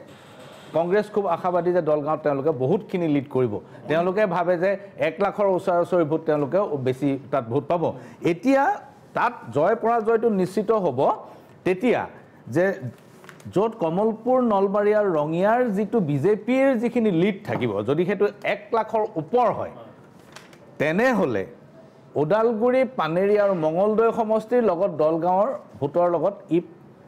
প্ৰতিদ্বন্দ্বিতা কৰিব পাৰিবনে নোৱাৰে মাজবাটত ইমান বেছি আশা কৰিব নোৱাৰে চিপাঝাৰত আছে গতিকে এই গোটেই কথাখিনি নিৰ্ভৰ কৰিব সেই সন্তুলনটো কোন জিকিব গতিকে যদি দেখে যে দলগাঁও আৰু প্লাছ মংগলদৈ প্লাছ চিপাঝাৰ এনেকৈ যদি তেওঁলোকে লিডটো বেছি হৈ যায় তেনেহ'লে হয়তো বিজেপি প্ৰাৰ্থীজন বিপদত পৰাৰ আশংকা আছে এইবাৰ আপোনাৰ মংগলদৈত লিড পোৱাৰ চান্স আছে চিপাঝাৰত যোৱাবাৰ 9,000 বিজেপিয়ে লিড পাইছিল এইবাৰ চিপাঝাৰত আপোনাৰ বেয়া হৈছে ভাল হৈছে চিপাঝাৰত বিজেপিৰ বেয়া হৈছে জয়নাথ শৰ্মা চিপাঝাৰ গতিকে জয়নাথ অদীপ ফুকন ডাঙৰীয়া লিড পাব 2 নম্বৰ কথাটো 1,95,000 হৈছে আপোনাৰ দলগাঁৱত মংগলদৈ ইমান সময় দিলে আমি আৰু কথা অদীপ ফুকন ডাঙৰীয়াক অকণমান ক'বলৈ দিয়ক মংগলদৈত আটাইতকৈ ইম্পৰ্টেণ্ট এইকাৰণে কথাটো আহিছে এইবাৰ বিশেষকৈ মংগলদৈত আটাইতকৈ ইম্পৰ্টেণ্ট ইয়াত 3টা টাৰ্ম বিজেপিয়ে ইতিমধ্যে 3টা নহয় 4টা টাৰ্মেই হ'ল বিজেপি আছে ৰমেন আমাৰ নাৰায়ণ বৰকটকীৰ দিনৰ পৰা গতিকে এই ক্ষেত্ৰত সকলোৱে খুব আশা কৰিছিল কিন্তু যোৱা 2টা টাৰ্মৰ ৰমেন ডেকা যিটো পৰ্যায়লৈ লৈ গ'ল গতিকে দিলীপ শইকীয়াৰ যথেষ্ট কষ্ট হৈছে এইবাৰ তাত সংগঠন কৰাৰ ক্ষেত্ৰত কিন্তু মংগলদৈ যিটো আমি আলোচনা কৰি আছোঁ যে তাত বড়ো এটা সম্পূৰ্ণ নিৰ্ণায়ক ভোট এইবাৰ ইলেকশ্যনত বিশেষকৈ তাত প্ৰায় 2,30,000 বড়ো ভোট আছে এই 2,30,000 বড়ো ভোটৰ ভিতৰত যোৱাবাৰ যিটো বড়োৰ কেণ্ডিডেট হৈছিলে BPI 86,000 পাইছিলে বাকীখিনি বিজেপিয়ে পাইছিলে বিজেপি এইকাৰণে পাইছিল যোৱাবাৰ নিৰ্বাচনত বড়ো ছাত্ৰ সন্থাই বিজেপিক পূৰ্ণ 100% সহায় কৰিছিল আৰু সেইকাৰণে প্ৰমোদ বড়োৰ নেতৃত্বত আমি জানো বিশেষকৈ প্ৰমোদ বড়োৰ নেতৃত্বত সেই গোটেই এৰিয়াটোত ঘূৰি পেলাই সেই বড়ো ভোটখিনি বিজেপিক দিছিলে অতি স্বাভাৱিকভাৱে এইবাৰ বড়ো ছাত্ৰ সন্থা এটাকৈ শক্তিশালী এটা আমাৰ জেনেৰেল ছেক্ৰেটাৰী প্ৰদীপ দৈমাই উঠিছে আমাৰ আগৰ উপেন বৰ্মাৰ জেনেৰেল ছেক্ৰেটাৰী স্বাভাৱিকভাৱে তাত সাংঘাতিক ধৰণে এতিয়া বড়ো ছাত্ৰ সন্থা তাত জড়িত হৈ পৰিছে গতিকে এই ক্ষেত্ৰত বিজেপিয়ে পাব লগা কমেও 1 লাখ ভোট এইবাৰ কিন্তু তেওঁলোকে নাপায় গতিকে স্বাভাৱিকভাৱে বড়োৱে এটা নিৰ্ণায়ক ভোট হ'ব আৰু তাৰ বাহিৰে তাত সংখ্যালঘুৰ 5 লাখ ভোট আছে সেই 5 লাখৰ ভোটৰ ক্ষেত্ৰত অকল দলগাঁৱতে কংগ্ৰেছ আৰু UDF মিলি পেলাই 1.5 লাখ ভোট আছে গতিকে স্বাভাৱিকভাৱে দলগাঁৱতে প্ৰায় 1,20,000 মান তাত গুচি যাব পাৰে গতিকে এই গোটেই কথাখিনি চাহ জনগোষ্ঠীৰ 3 লাখ ভোট আছে তাত আদিবাসী এই আদিবাসীখিনি ইতিমধ্যে সিদ্ধান্ত কৰিছে যে বিজেপিক নিদিওঁ জনগোষ্ঠীয় জনজাতিকৰণৰ ক্ষেত্ৰত আৰু তেওঁলোকে ইতিমধ্যে আশাৰ নেতৃত্বত মানে সাংঘাতিক তেওঁলোকে বিবৃতি দিছে আৰু কংগ্ৰেছৰ পক্ষত থিয় হৈছে এই গোটেই কথাখিনিৰ কাৰণে স্বাভাৱিকভাৱে এই নিৰ্বাচনত কিন্তু মংগলদৈত কংগ্ৰেছৰ কাৰণে নিশ্চিত যদি এইটো কথা ঠিক এটা কথা ঠিক যে আছে কংগ্ৰেছৰ এগৰাকী কংগ্ৰেছৰ ভিতৰত অভ্যন্তৰীণ বহুত ঘটনা চলি থাকে মই দেখিছোঁ যে মংগলদৈ কংগ্ৰেছ প্ৰাৰ্থীগৰাকী হৰাবৰ কাৰণে কিন্তু কিছুমানে কিন্তু কংগ্ৰেছৰ পৰা লাগি আছে কাৰণ তেওঁ যদি এবাৰ জিকি যায় আকৌ তেওঁ মুখ্যমন্ত্ৰী পৰ্যায়ত হৈ যাব পাৰে বুলি বহুতে ভয় কৰে নিশ্চয় জয়নাথ শৰ্মা ডাঙৰ Joynath better than Mangaldai constituency আপোন কনষ্টিটুৱেঞ্চি মংগলদৈত মই মংগলদৈ সমষ্টিৰ পৰা বাহিৰলৈ কেম্পেইন কৰিবলৈ যোৱাই নাই এক্সেক্টলি গতিকে মংগলদৈত মই ফেক্সুৱেল কথা কেইটামান কওঁ যে যোৱাবাৰ আমাৰ 22,000 প্লাছ কিবা 23,000তকৈ কম ডিফাৰেঞ্চ আছিলে আমাৰ চিপাঝাৰ সমষ্টিতে 200ত লিড আছিল আৰু বিজেপি এইবাৰ পঞ্চায়ত ইলেকশ্যনত চিপাঝাৰত 1,20,000 ভোট পুল হৈছে তাৰে 4টা JPCৰ আমি ভোট পাইছোঁ 1,20,000ৰ প্ৰায় 72,000 আমি এজন জিকিছোঁ এজনক আমাৰ জোৰ কৰি হৰাইছে কিন্তু টোটেল ভোটত JPCৰ আমি ৭২,০০০ পাইছোঁ বাকীখিনি আমাতকৈ প্ৰায় ১২,০০০মান কমত আছে এতিয়া তাত কিছুমান ফেক্টৰ এটা হৈছে প্ৰথম ফেক্টৰটো হৈছে মানে খ্ৰীষ্টান আমি বড়ো ভোটৰ যিমান কথা এনালাইচিছ কৰিছোঁ মোৰ যিমান বন্ধু বান্ধৱ চিনাকি হেৰি আছে এতিয়া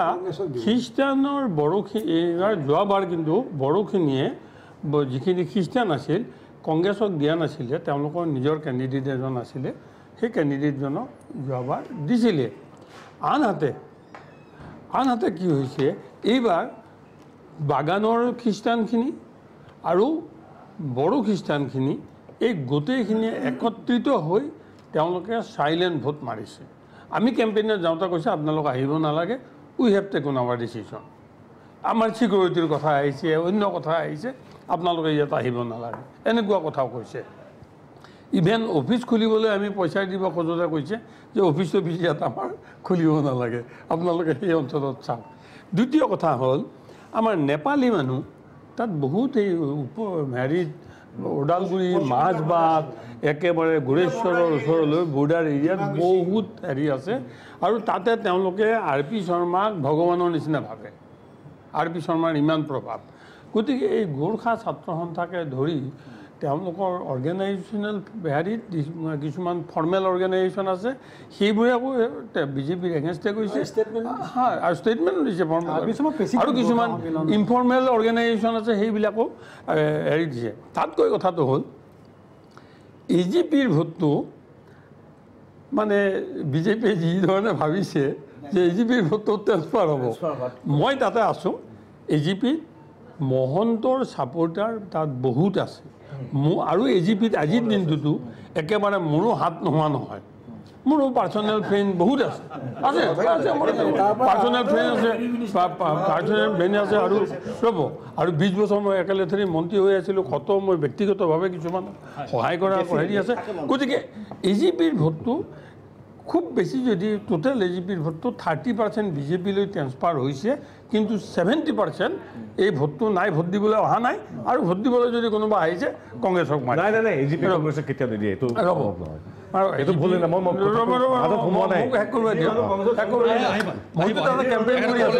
কট্টৰ AGP কংগ্ৰেছত জইন কৰিছে ভোটটো দিয়াটো ঠিক আছে ৰমেন ডেকা ফেক্টৰ ৰমেন ডেকা যোৱা 3 বছৰ মানে হেৰিত থকা 2টা টাৰ্মছত থকাৰ পিছত তেওঁৰ যিটো গোটেই গ্ৰুপটো বিশ্বাস কৰক এই গ্ৰুপটো দিলীপ শইকীয়াক আঁকোৱালি লোৱা নাই এইটো আঁকোৱালি লোৱা নাই আৰু 3 বছৰ কণ্টিনিউৱাছলি বিজেপি তাত থকাৰ কাৰণে এটা এণ্টি ইনকামবেঞ্চি আছে আৰু এটা চাইলেণ্ট ভোট আমাৰ আছে সেইটো যদিও মই ক'ব নালাগে তথাপিতো কৈছোঁ যে মঙলদৈ সমষ্টিত এটা চাইলেণ্ট কলিতা বেল্ট এটা আছে যেনে মঙলদৈত বিনন্দ শইকীয়া কমলপুৰত উত্তৰা কলিতা আমাৰ বা এতিয়া সত্য কলিতা মদন হেৰি ঘনশ্যাম কলিতা আৰু হেৰি কলিতা আছিলে ৰঙিয়াত মদন কলিতা ইয়াত আৰু এটা অংশ ধৰ্মপুৰত হেৰি আপুনি জানেই আমাৰ নীলমণি সেনডেকা এই গোটেই ইয়াৰে গ্ৰুপৰ মই আপোনাক কৈ দিলোঁ more than 50% ভোট আমি সাইলেন্ট ভোট পাইছো নিশ্চয় আমি যদি মই অংকটো কৰি দিছোঁ আমাৰ 23,000 ভোটৰ ডিফাৰেন্স আছিল যোৱাবাৰ 23,000 ভোটৰ ডিফাৰেন্স আছিল এইবাৰ আমি কৈ দিছোঁ এৰাউণ্ড 90,000তকৈ অধিক ভোটত আমাতকৈ পিছ পৰি থাকিব বিজেপি মঙলদৈ ধন্যবাদ শৰ্মা ডাঙৰীয়া আমাৰ আলোচনা অব্যাহত থাকিব দীপক শৰ্মা আমাৰ আলোচনা অব্যাহত থাকিব কিন্তু এইখিনিতে লৈছোঁ এটি চমু বিৰতি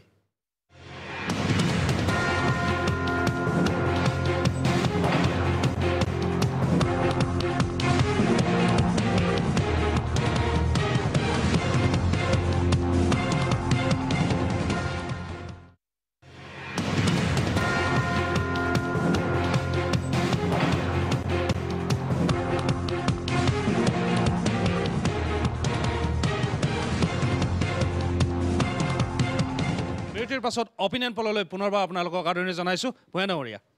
এতিয়া আমাৰ কথা হৈছে কি যে আমি দ্বিতীয় পৰ্যায়ৰ আলোচনা কৰি আছোঁ আৰু তৃতীয় পৰ্যায়ত আমি যাম, কিন্তু হাতত আমাৰ সময় খুব কম। সেইকাৰণে মোৰ অনুৰোধটো কি যে আমি খুব চমুকৈ উল্লেখ কৰিব, বিশ্লেষণ দাঙি ধৰিব লাগিব।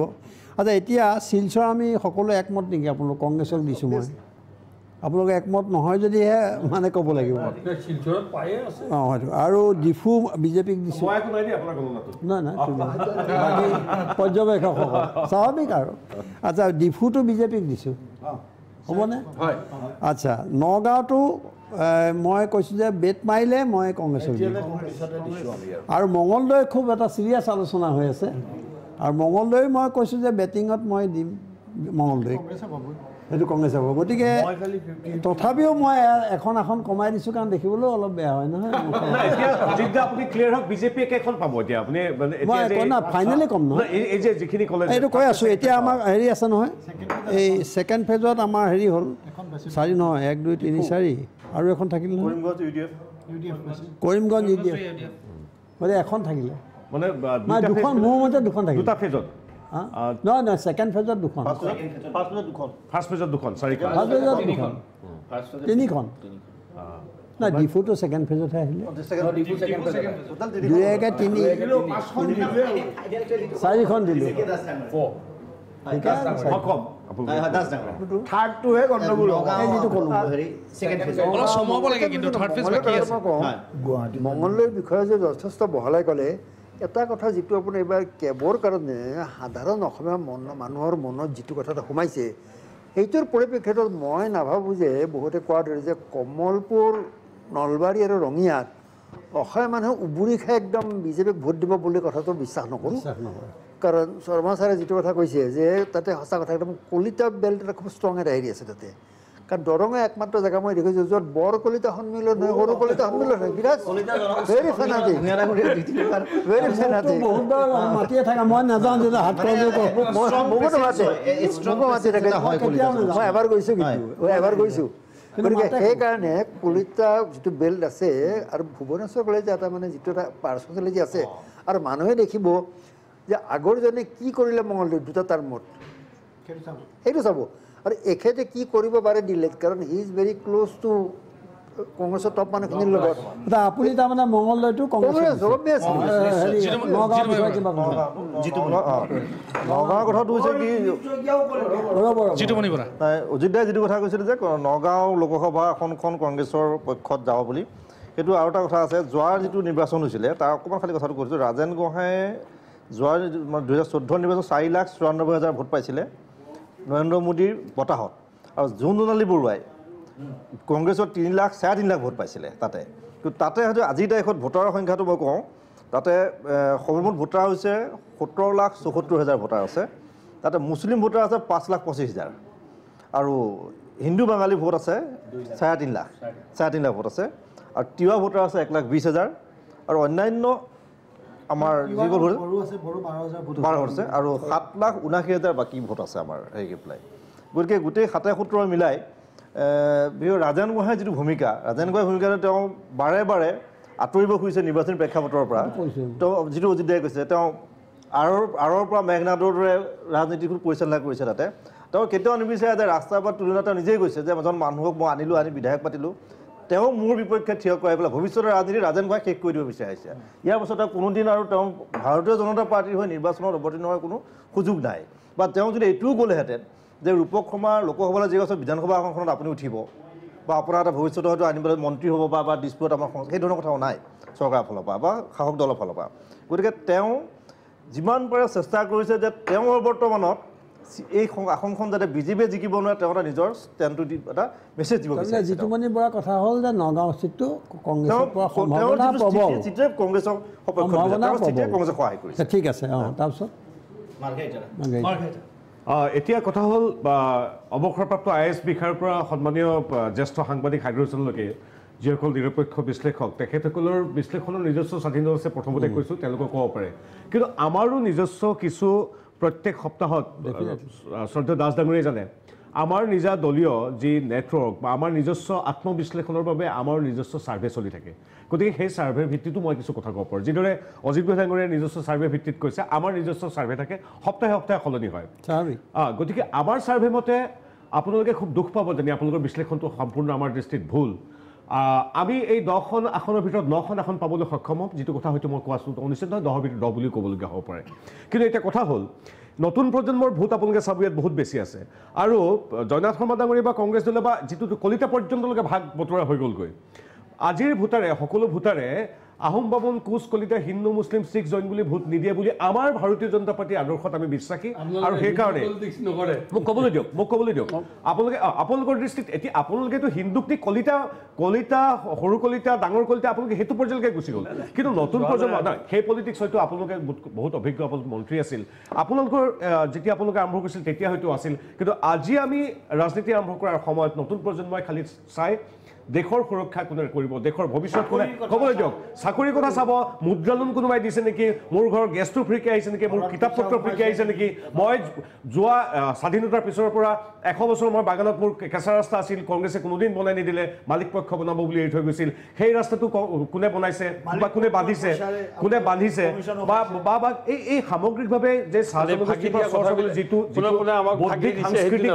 যিটো সাংস্কৃতিক উন্নয়ন সামাজিক উন্নয়ন সেইটো চাই কেৱল এই আহোম বামুণ কোচ কলিতা হিন্দু মুছলিম এই বস্তুটো নহয় সেইটো তেখেতৰ পাৰ্সপেক্টিভ যিটো আছে তাৰ বিপৰীতে মই গৈছো গতিকে আপোনালোকৰ কথাখিনি আপোনালোকৰ অধিকাৰ আছে আপোনালোকৰ নিজস্ব আমি আকৌ পঢ়িম নগাঁও জিকিবনে চিধা সুধিছো আমাৰ দৃষ্টিত হ'ল মই আপোনাক সমষ্টিৱাইজ কাৰণ এটা সমষ্টিত মই দুৰ্বল নিজৰ হ'ব পাৰোঁ নাজানো কিন্তু নগাঁৱত মই আমি জিকিম আমি আকৌ বহিম 24 তাৰিখে বা 23 তাৰিখে আমি 10টাৰ ভিতৰত 9টা আসন পাম আৰু অসমবাসী ৰাইজক ভাৰতীয় জনতা পাৰ্টীৰ এগৰাকী সমৰ্পিত কাৰ্যকৰ্তা হিচাপে ক'ব বিচাৰিছোঁ যে 10টাৰ ভিতৰত আমি 9টা পাম জ্যেষ্ঠ বিশ্লেষকসকলে ক'ব পাৰে তেখেতলোকৰ নিজৰ পাৰ্সপেক্টিভ নিজৰ হিচাপ নিকাচ আৰু আমাৰ যি দলীয় আমাৰ 29 লাখ সদস্যৰ পৰা আমি যিটো ফিডবেক পাইছোঁ আমাৰ অসমৰ 25,000 বুথত আমাৰ 29 লাখ কাৰ্যকৰ্তা আছে সেয়া কম নহয় আমি আমাৰ পিৰামিড আমি গুৱাহাটী হেঙাৰাবাৰী কাৰ্যালয়ৰ পৰা শদিয়াৰ পৰা ধুবুৰীলৈকে দুটা উপত্যকাত আমাৰ যি পিৰামিড আছে আমাৰ যি 10 লাখ হোৱাটছআপ নাম্বাৰ আছে আমি প্ৰতিনিয়ত আমি হিচাপ পাওঁ আমাৰ হিচাপ মতে আমি 10খনৰ ভিতৰত 9খন পাম আৰু আহিবলগীয়া 4খনৰ ভিতৰতো আমি এতিয়া আমি পাম এইটো আমিতো 4খন বুলি আশা কৰি খেলিছোঁ নহয় এটা সমস্যা হৈছে না এতিয়া আমাৰ দ্বিতীয় পৰ্যায়ে আমি সামৰিব পাৰোঁ আমি তাৰ পূৰ্বে এটি বিৰতি যাব বিচাৰিছোঁ হয় এইখিনিতে লৈছোঁ চমু বিৰতি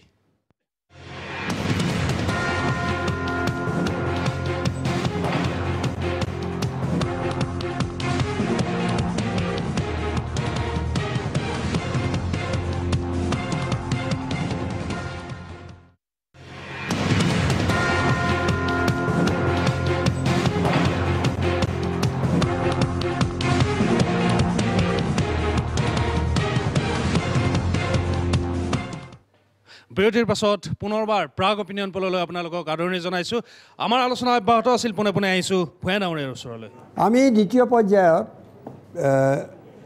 শিলচৰত আমি শিলচৰত কংগ্ৰেছক দিলে সকলোৱে আৰু কৰিমগঞ্জক EDF-ক দিয়া হ'ল আৰু নগাঁও মানে এতিয়া কি বুলি ধৰিম 50-50 ধৰিম নহয় এতিয়া আপুনিতো ক'বই আপোনালোক দুজনক বাদ দি বাকীসকলে কি কয় এইটো টাইম নল'লে ভাল ফুকন ডাঙৰীয়া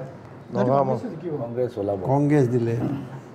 জিতুমণি বৰাই কংগ্ৰেছ দিলে মেজৰিটি কংগ্ৰেছ আপুনি দিলে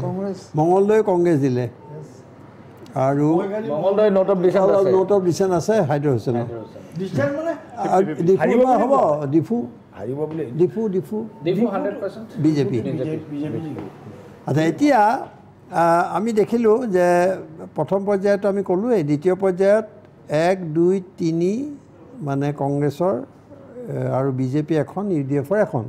কিন্তু মই তথাপিও ইয়াত এখন কংগ্ৰেছৰ পৰা আঁতৰাই দিব খুজিছোঁ অলপ দেখিবলৈ কথা এটা থাকেতো বিজেপি দিলোঁ না দেখিবলৈ বেয়া হয় মানে কি বেয়া হয় নাই অলপ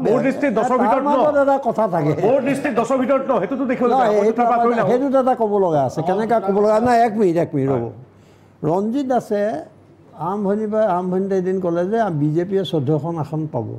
বিজেপি বুলি কৈ পেলালে দেই। তেতিয়া মই সুধিলোঁ, প্ৰশ্ন কৰিলোঁ যে এজিপি তেজিপিয়ে জইন কৰিলে নেকি বিজেপিত বা যি হওক। তাৰপিছত সোণোৱালে ক'লে 12খন, হয়নে? আৰু আমাৰ হিমন্ত বিশ্ব শৰ্মাই এবাৰ 11 ক'লে, এবাৰ আকৌ পিছত বহালে। সেইটো আগৰ বা যি হওক টোটেল আকৌ কালি 11খন বা যি হওক। ৰঞ্জিত দাস সভাপতি দেই। তাৰপৰা তেওঁ কালি ক'লে যে আমি এখন কমি গ'ল। তেওঁ তাৰমানে 14-9 কালি যে হৈ গ'ল, তাৰপৰা এখন কমাই তেওঁ 10খনৰ পিছত 9খন ক'লে। আমি এইটো নিউজো কৰিছোঁ যে আমি এতিয়া কি কৰিম। এতিয়া পবিত্ৰ মাৰ্ঘেৰিটাটো সঁচা, বিজেপি ইণ্টাৰনেল ৰিপৰ্ট সঁচা, ৰঞ্জিত দাসৰ সঁচা নে হিমন্ত যিটো এতিয়া চাওক সভাপতি এখন কমালে কিন্তু ভাষ্য হ'ব ভাষ্য আৰু আমাৰ যিসকল লিডাৰসকলে যিটো ভাষ্য দিয়া আমি তাত আছোঁ। ডক্টৰ হিমন্ত বিশ্ব শৰ্মা, ৰঞ্জিত দাস বা সৰ্বানন্দ সোণোৱালে যিটো কৈছে তেখেতসকল আমাৰ মাৰ্গদৰ্শক, তেখেতসকলে যিটো ফিগাৰ কৰোঁ আমি সেইটো ক'ম। তেওঁলোকৰ মাজতে এতিয়া ইমান কণ্ট্ৰডিকশ্যন, সেইকাৰণে আমি আমাৰতো এটা গুৰুত্ব থাকিব বা আমিও কম বেছি কৰিম ক'ৰবাত। নাই না আপোনালোকৰ আচ্ছা, এতিয়া আমি থাৰ্ড ফেজলৈ আহিম। থাৰ্ড ফেজত আহিলে বৰপেটা, ধুবুৰী, কোকৰাঝাৰ আৰু গুৱাহাটী। ইয়াত মই বিশেষভাৱে উল্লেখ কৰিব খুজিছোঁ যে বৰপেটা আসনখনত UDFৰ উপস্থিতিয়ে স্বাভাৱিকতে জটিলতাৰ সৃষ্টি কৰিছিলে। এটা সৰল অংক এটা যে দুটা মাইনৰিটি ভোটৰ মাজত বিভাজন হ'ব, হৈ পেলাই তাত AGP প্ৰাৰ্থীগৰাকী ওলাই আহিব, এই ধৰণৰ এটা অংক থাকে। কিন্তু শেহতীয়াকৈ UDFৰ আৰু মাইনৰিটিয়ে খুব চিন্তা কৰি পেলাই ভোট দিয়ে। আৰু আব্দুল খালেক এগৰাকী প্ৰাক্তন সাংবাদিক, ৰাজগুৰু কাকততে কাম কৰিছিলে, তেওঁক কিন্তু বহুত মুছলিম বুলিয়ে নহয় বহুত হিন্দু মানুহেও ভোট দিব বুলি আমি বিভিন্ন সূত্ৰত খবৰ পাইছোঁ। আৰু খুব এটা ষ্ট্ৰং শক্তিশালী প্ৰাৰ্থী তেওঁ। আৰু ইগৰাকী UDFৰ প্ৰাৰ্থীগৰাকী অত্যন্ত ভাৱমূৰ্তি ভাল এগৰাকী শিক্ষাবিদ আচলতে তেওঁ। কিন্তু অৱশেষত হয়তো জনীয়া সমষ্টিটো লৈ, জনীয়া সমষ্টিটো যদি খালেক ওলাই যায় তেতিয়া তেওঁ আচলতে MLA কাৰণে তেওঁ বেছি ইচ্ছুক। গতিকে জনীয়া সমষ্টিৰ পৰা তেওঁ ওলাই অহা বাটটো খোলা ৰাখি পেলাই হয়তো তাত ইকুৱেশ্যনটো বদলিব পাৰে। হাতে পাছে মিলি বৰপেটাটো অৱশেষত কংগ্ৰেছে পাব বুলি পেলাই কিন্তু আমাৰ এটা অনুমান হৈছে। সেইটো এটা আপোনালোকে আলোচনা কৰিব। আৰু ধুবুৰীত মই বৰ আলোচনালৈ যাব খোজা নাই। গাঁৱে ভূঞে বিভিন্ন ঠাইলৈ আমি ল'ৰা পঠিয়াই এইটো গম পাইছোঁ, তাত আৰু হুজুৰক মানে আজমল চাহাবক কোনেও আৰু ৰাখিব নোৱাৰে। সেইটো আপোনালোক একমত হয় নহয় নাজানো। কিন্তু আটাইতকৈ ইণ্টাৰেষ্টিং হৈছে এই 4খন আসনৰ ভিতৰত কোকৰাঝাৰ আসনখন। ঠিক তেনেকৈ আমি ডিফুৰ কথা ভাবোঁ আগতে যে হাগ্ৰামা আহিব জিকিব, কিন্তু তাত কথাটো এনেকুৱা হয় ইণ্টাৰেষ্টিং হ'ল ডেভেলপমেণ্টটো যে হঠাৎ নৱশৰণীয়াই কংগ্ৰেছৰ টিকট বিচাৰি আছিলে, এইটো ক'ব পাৰি, কিন্তু তেওঁক দিয়া নহ'ল, শব্দৰ আভাস দিয়া হ'ল। কিন্তু নৱশৰণীয়া যেতিয়া উঠি দিলে তাৰপিছত হঠাৎ লাহে লাহে এতিয়া মানে নৱশৰণীয়া এটা ডাঙৰ ফেক্টৰ হৈ গৈছে। সেইটো তাত বহুত কাৰণ আছে, মই ইমানলৈ যাব খোজা নাই। খালি মই কাৰণসমূহ আমি অকণমান পিছত বিশ্লেষণ কৰোঁ, কিন্তু এইখিনিতে লৈছোঁ এটি চমু বিৰতি।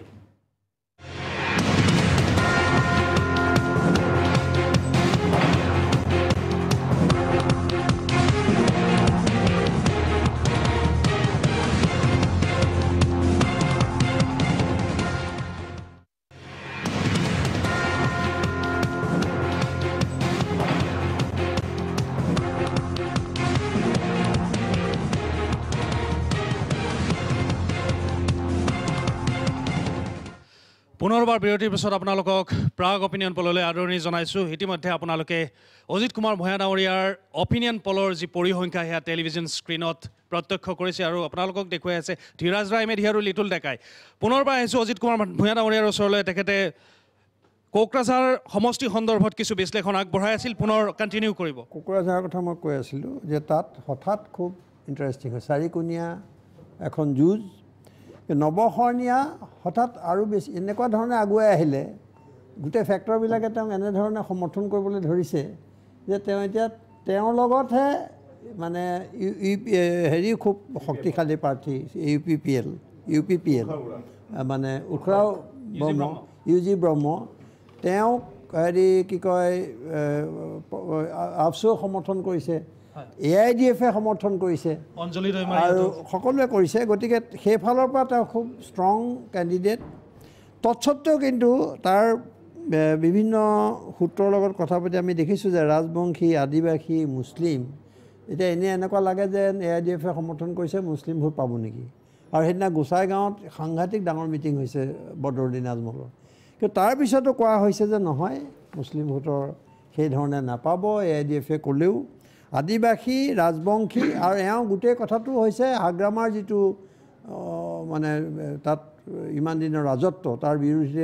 বিৰুদ্ধে কঠোৰ স্থিতি গ্ৰহণ কৰা মানুহজন আজি তাৰিখত নৱকৰণীয়া গতিকে নন বড়োৰ ভিতৰৰ মাজত যদি স্প্লিট হয় তেতিয়াও কিন্তু কোৱা হৈছে আপোনালোকে এইটো ভালদৰে আলোচনা কৰিব তেওঁ যোৱাবাৰ এটা খুব হেৰি আছিলে আৱেগ এটা আছিলে এইবাৰ কিন্তু আৱেগ একো নাই গতিকে নৱকৰণীয়া কি কাৰণে হঠাৎ তীব্ৰ প্ৰত্যাহ্বান সৃষ্টি কৰিছে এইটো হ'ল সেইফালৰ পৰা কিন্তু বহুতে ক'ব খোজে যে UPPLৰ বনাম হেৰি নৱকৰণীয়া এইটোহে হ'বগৈ বুলি তাত কিন্তু সকলোৱে প্ৰবল দুটা কাৰণত আপুনি কৈছে বদৰে ডাঙৰ মিটিং কৰিছে সদায় আপুনি ৰিজাল্টটো চালে দেখিব যে গোসাইগাঁওখন হ'ল অপেন সাধাৰণ সমষ্টি বিধানসভাৰ তাত আপোনাৰ AIDF 18,000 20,000 ভোট পায় সেই ভোটটোত বদৰ চাহাবৰ এটা ইনফ্লুৱেঞ্চ আছে কিন্তু নৱৰ একমাত্ৰ প্লাছ পইণ্টটো হ'ল যে যি কোকৰাঝাৰত দীৰ্ঘদিন ধৰি এটা ৰিগিঙেই হৈছিল একোটা সমষ্টিত 95% আপোনাৰ BPF ভোট পায় তাত নৱৰ উপস্থিতিয়ে যোৱাবাৰ আপোনাৰ ভোট কৰোৱালে গতিকে অনাবৰু লোকসকলৰ এই যে আৰ্মছটো যে এইটোৰ প্ৰতি এটা সাধাৰণ কাৰণ তেওঁলোক হতাশগ্ৰস্ত আৰু মাৰ খোৱা মানুহ গতিকে স্বাভাৱিকতে আপোনাৰ সেইফালে কিছু ঢাল খাইছে আৰু এওঁৰ আপোনাৰ ব্ৰহ্মৰ ডাঙৰ প্ৰব্লেমটো হ'ল মাজে নহয় আমাৰ UG ডাঙৰ কথাটো হ'ল যে প্ৰমোদে মাজে মাজে ডিভাইড আছাম 50-50 বুলি কৈ দিয়ে দিয়ালৈ হ'লে সেইটোৱে আপোনাৰ যিবোৰ অজনজাতীয় অনাবৰো ভোট আছে সেইখিনিক বুজাবলৈ বা আতংকগ্ৰস্ত কৰিবৰ কাৰণে 50-50 কেতিয়াবা ঝামেলা কৰে এইবোৰ ফেক্টৰ আছেই এতিয়া গোটেই কথাটো হ'ল যে চৰকাৰ যিহেতু চলাইছে আৰু হাগ্ৰামায়ো আপোনাৰ টেকনিক জনা হৈছে আৰু খোলাখুলি কথা বতৰা কয় গতিকে সেই শিবিৰৰ ভোটটো ভাগাভাগি হ'ব আৰু অনাবৰৰ ভোটটো আপোনাৰ মই ভাবোঁ অধিকসংখ্যক ভোট নৱই পাব গতিকে নৱৰ সম্ভাৱনা সেইকাৰণে আৰু কোকৰাঝাৰত আপোনাৰ border is not a factor আপোনাৰ যিটো ভাবিছোঁ অহা দিনত যিসকলে RSSক বিৰোধ কৰে BJPক বিৰোধ কৰে সেইসকলে আপোনাৰ এটা পৰিস্থিতি আছিল আপোনাৰ যে পৰিৱেশে গোষ্ঠীভিত্তিক ৰাজনৈতিক দল ধৰ্মভিত্তিক ৰাজনৈতিক দল কৰিছিল এতিয়া অসমত মুছলমানৰ স্বাৰ্থতে এটা মুছলমান ধৰ্মৰ দল থাকিব নালাগে বদৰ চাহাবক মই বিৰোধ কৰাৰ কথা নাই কিছুমানে কোৱাৰ দৰে বদৰ মুখ্যমন্ত্ৰী হ'ব বদৰ দেশদ্ৰোহী নহয় টেৰৰিষ্ট নহয় বৰং কি এইটো সাধবা দেৱী কি দেৱী এইটো এটা দিলে সাধবী দেৱী তে সেইবিলাকৰ আপোনাৰ ক্ৰিমিনেল ৰেকৰ্ড আছে বদৰৰ সেইবিলাক একো নাই আৰু যিবিলাকে বদৰক আঙুলি টোৱাই আছে সেইবিলাকৰ বাপে ঘটত কৰিও বদৰৰ সাম্ৰাজ্য আপোনাৰ হোজাই আৰু মই বদৰৰ সমৰ্থক নহয় তাৰপিছতো মই কওঁ যে সাম্প্ৰতিক সময়ত অসমৰ সংখ্যালঘু জনসাধাৰণৰ স্বাৰ্থতেই ধৰ্মভিত্তিক দল এটা নালাগে ডেমক্ৰেটিক নাই কোকৰাঝাৰত কি হ'ব সেইটোলা হওক কোকৰাঝাৰত মাইনৰিটি ভোট কোনে পাব মাইনৰিটি ভোট আপোনাৰ মেজৰিটি হেৰিয়ে পাব এই নৱই পাব সেইটোকে মই ক'ব খুজিছোঁ নৱই পাব যে তাত বেলেগ ধৰণ এতিয়া ৰাজগুৰুৱে কওকচোন এইটো বিষয়ে ঘটনাটো হ'ল যে কোকৰাঝাৰ এই গোটেই 14টা সমষ্টিৰ ভিতৰত একমাত্ৰ সমষ্টি য'ত এটা ইছ্যু আছে য'ত এটা ইছ্যুৰ ভিত্তিত নিৰ্বাচনটো হ'ব আৰু সেইকাৰণে ইছ্যুটো যেতিয়া স্পষ্ট হয় তেতিয়া মানুহৰ মুডটো ধৰিবলৈ আপোনাৰ সুবিধা হয় সহজ হয় এতিয়া কথাটো হ'ল যে তাত ইছ্যুটো হ'ল যে বড়োলেণ্ড হয় বড়োলেণ্ড নতুবা বড়োলেণ্ডৰ বিপক্ষে এতিয়া আপোনাৰ তাত থকা সংখ্যালঘু ইছলাম ধৰ্মী সম্প্ৰদায়ৰ মানুহ তেওঁলোকৰ নিৰাপত্তাহীনতা অত্যন্ত প্ৰবল আৰু তেওঁলোকৰ যি ধৰণে তেওঁলোকে গণতান্ত্ৰিক অধিকাৰ সাব্যস্ত কৰিব পাৰে তাৰ যি 3টা ব্যৱস্থা আছে গাঁও পঞ্চায়ত বিধানসভা আৰু অট'নমাছ কাউন্সিল এই তিনিওখনতে তেওঁলোকৰ কোনো প্ৰতিনিধিত্ব থাকিব নোৱাৰে গতিকে তাত পঞ্চায়ত ব্যৱস্থা নাই অট'নমাছ কাউন্সিলত তেওঁলোকে প্ৰতিনিধিত্ব পঠিয়াব নোৱাৰে আৰু ভোটৰ ভাগাভাগিত তেওঁলোকে বিধায়কো বিধানসভালৈ পঠাব নোৱাৰে গতিকে তেওঁলোকৰ একমাত্ৰ বিকল্পটো হৈছে লোকসভালৈ এজন মানুহ পঠোৱাটো আৰু লোকসভাত যেতিয়া এজন অনাবৰো মানুহ থাকিব তেতিয়া তেওঁলোকে অন্ততঃ এটা ৰাজনৈতিক স্তম্ভ তেওঁলোকৰ সন্মুখত থাকে সেইটো হ'ল তেওঁলোকৰ একতাৰ একমাত্ৰ কাৰণ তাত থকা কোচ ৰাজবংশী মানুহ তাত থকা আদিবাসী মানুহ, তাত থকা ইছলাম ধৰ্মী মানুহ, এই তিনিওটা বৰ বৃহৎ গোষ্ঠী, তেওঁলোক সকলো এই ক্ষেত্ৰত ঐক্যবদ্ধ। নৱশৰণীয়াৰ আটাইতকৈ ডাঙৰ এডভান্টেজটো হ'ল আপোনালোকে গোটেই 14টা সমষ্টিত খৰচ হোৱা পইচাৰ হিচাপ কৰক। নৱশৰণীয়াই আটাইতকৈ কম খৰচত বেছি প্ৰচাৰ কৰিব পাৰিছে, আৰু মই দেখাত আজিৰ তাৰিখত ৰাইজৰ সহায় লৈ নিৰ্বাচনত অৱতীৰ্ণ হ'ব পৰা প্ৰাৰ্থী একমাত্ৰ মানে কিমান জড়িত হৈ আছে, তাৰমানে মানুহৰ চেন্স অফ ইনচিকিউৰিটি আছে। বাকীকেইটা সমষ্টিৰ বিশ্লেষণ আমাৰ নাই নাই। কোকৰাঝাৰ যিহেতু বৰ খুব ইণ্টাৰেষ্টিং, মই আৰম্ভণিতে সেইকাৰণে কৈছোঁ, সেইকাৰণে আমি সময় দিছোঁ তাত। যে তাত নৱশৰণীয়া আজি প্ৰধান প্ৰতিদ্বন্দ্বী হৈ অহাটো প্ৰত্যাহ্বান সৃষ্টি কৰা ডাঙৰ কথা। বাকীবোৰৰ ইমান ডাঙৰ সংগঠন আছে, তেওঁৰ কাৰণে আজি BPF পিছলৈ গুচি গৈছে। আচ্ছা, এইটো ফুকনে কিবা ক'ব? মই যে 17 লাখৰ প্ৰায় 17 লাখ 48,000 ভোটৰ ভিতৰত 13 লাখ ভোট নন বড়ো। গতিকে 13 লাখ ভোট নন বড়োৰ কাৰণে হাগ্ৰামা মহিলাই বাৰে বাৰে তাত কৈছে 6 জনগোষ্ঠীৰ আমি সমৰ্থন কৰিছোঁ, আৰু বাৰে বাৰে কৈছে ইয়াত কিন্তু বাংলা বড়োলেণ্ড নালাগে। গতিকে এই দুটা কৰিছে। তেওঁ এই 4 লাখ বড়োৰ সকলো স্বাৰ্থত কৰা নাই, তেওঁ 13 লাখ নন বড়োৰ স্বাৰ্থত কৰিছে। এইটো এটা ৰাজনীতি তাত এটা কৰিছে। আৰু আনহাতে তাত দুটা কথা আছে। এইকাৰণে হাগ্ৰামা মহিলাৰ এই বক্তব্যৰ কাৰণে বড়োবিলাক কিন্তু হাগ্ৰামা মহিলা অসন্তুষ্ট হৈছে, প্ৰথম কথা। দ্বিতীয় কথা, আমি UG ব্ৰহ্ম যিটো আপচুৱে সমৰ্থন কৰিলে, আপচুৱে সমৰ্থন কৰাৰ লগে তাত থকা নন বড়োখিনি কিন্তু UG ব্ৰহ্মৰ ওপৰত অসন্তুষ্ট হ'ল। কিন্তু 13 লাখ মানুহ যিটো নন বড়ো, সেই মানুহখিনিয়ে এটা নিৰ্দলীয় কেণ্ডিডেট, কিন্তু দেই এজন নিৰ্দলীয় কেণ্ডিডেট নৱশৰণীয়াৰ পক্ষত কিন্তু থিয় হ'ল। গতিকে স্বাভাৱিকভাৱেই যোৱাবাৰ 6 লাখ ভোট পাইছিলে নৱশৰণীয়াই, এইবাৰ মই ভাবোঁ যে 6 লাখতকৈ ক্ৰছ কৰি নৱশৰণীয়া আহিব। কিন্তু 2 নম্বৰত কিন্তু UG ব্ৰহ্ম থাকিব। যোৱাবাৰ নৱশৰণীয়াই পাইছিলে 6,34,000,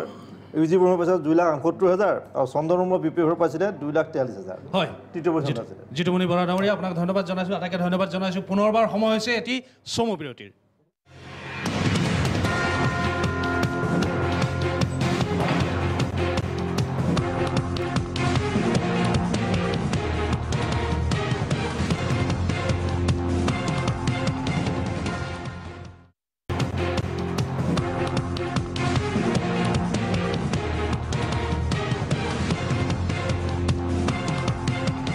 বিৰতিৰ পাছত পুনৰবাৰ প্ৰাগ অপিনিয়ন পললৈ আপোনালোকক আদৰণি জনাইছোঁ। আমাৰ কোকৰাঝাৰ সন্দৰ্ভত বিশ্লেষণ চলি আছিল, আলোচনা চলি আছিল। এইবাৰ আমি আহিব বিচাৰিছোঁ গুৱাহাটীৰ বিশ্লেষণ কৰিব বিচাৰিব। কথাটো এনেকুৱা হ'ল যে কোকৰাঝাৰত BPF জয়ী নহয়, এই কথাটো মোটামুটি সকলোৱে মানি লৈছে। কেৱল BJP প্ৰাৰ্থীগৰাকীয়ে কিবা ক'ব নেকি এইটোত? নহয়, আচলতে আমাৰ দৃষ্টিত BPF অতি শক্তিশালী দল, গতিকে তাত প্ৰমোদেনী ব্ৰহ্ম যিহেতু আমাৰ দৃষ্টিত নিশ্চিত, কাৰণ সকলো আমাৰ যিমানকেইটা মিত্ৰ দল আছে সকলোৱে চেষ্টা কৰিছে তাত তেখেতক জয়যুক্ত কৰিবলৈ। আৰু আজিৰ তাৰিখত আপোনালোকে সমষ্টিবিলাক বিভিন্ন ধৰণৰ যোৱা বছৰৰ নিৰ্বাচন বা যোৱাবাৰৰ নিৰ্বাচন, জনগাঁথনি ইত্যাদি বিন্যাস লৈ আপোনালোকে কৈ আছে, কিন্তু আমাৰ দৃষ্টিত বস্তুটো যদিও আপোনালোকে মানি নলয় একমুখী যে মোদী ডাঙৰীয়াৰ নেতৃত্বত ভাৰত আগবাঢ়ি গৈছে, বিকাশ হৈছে। গতিকে ইয়াত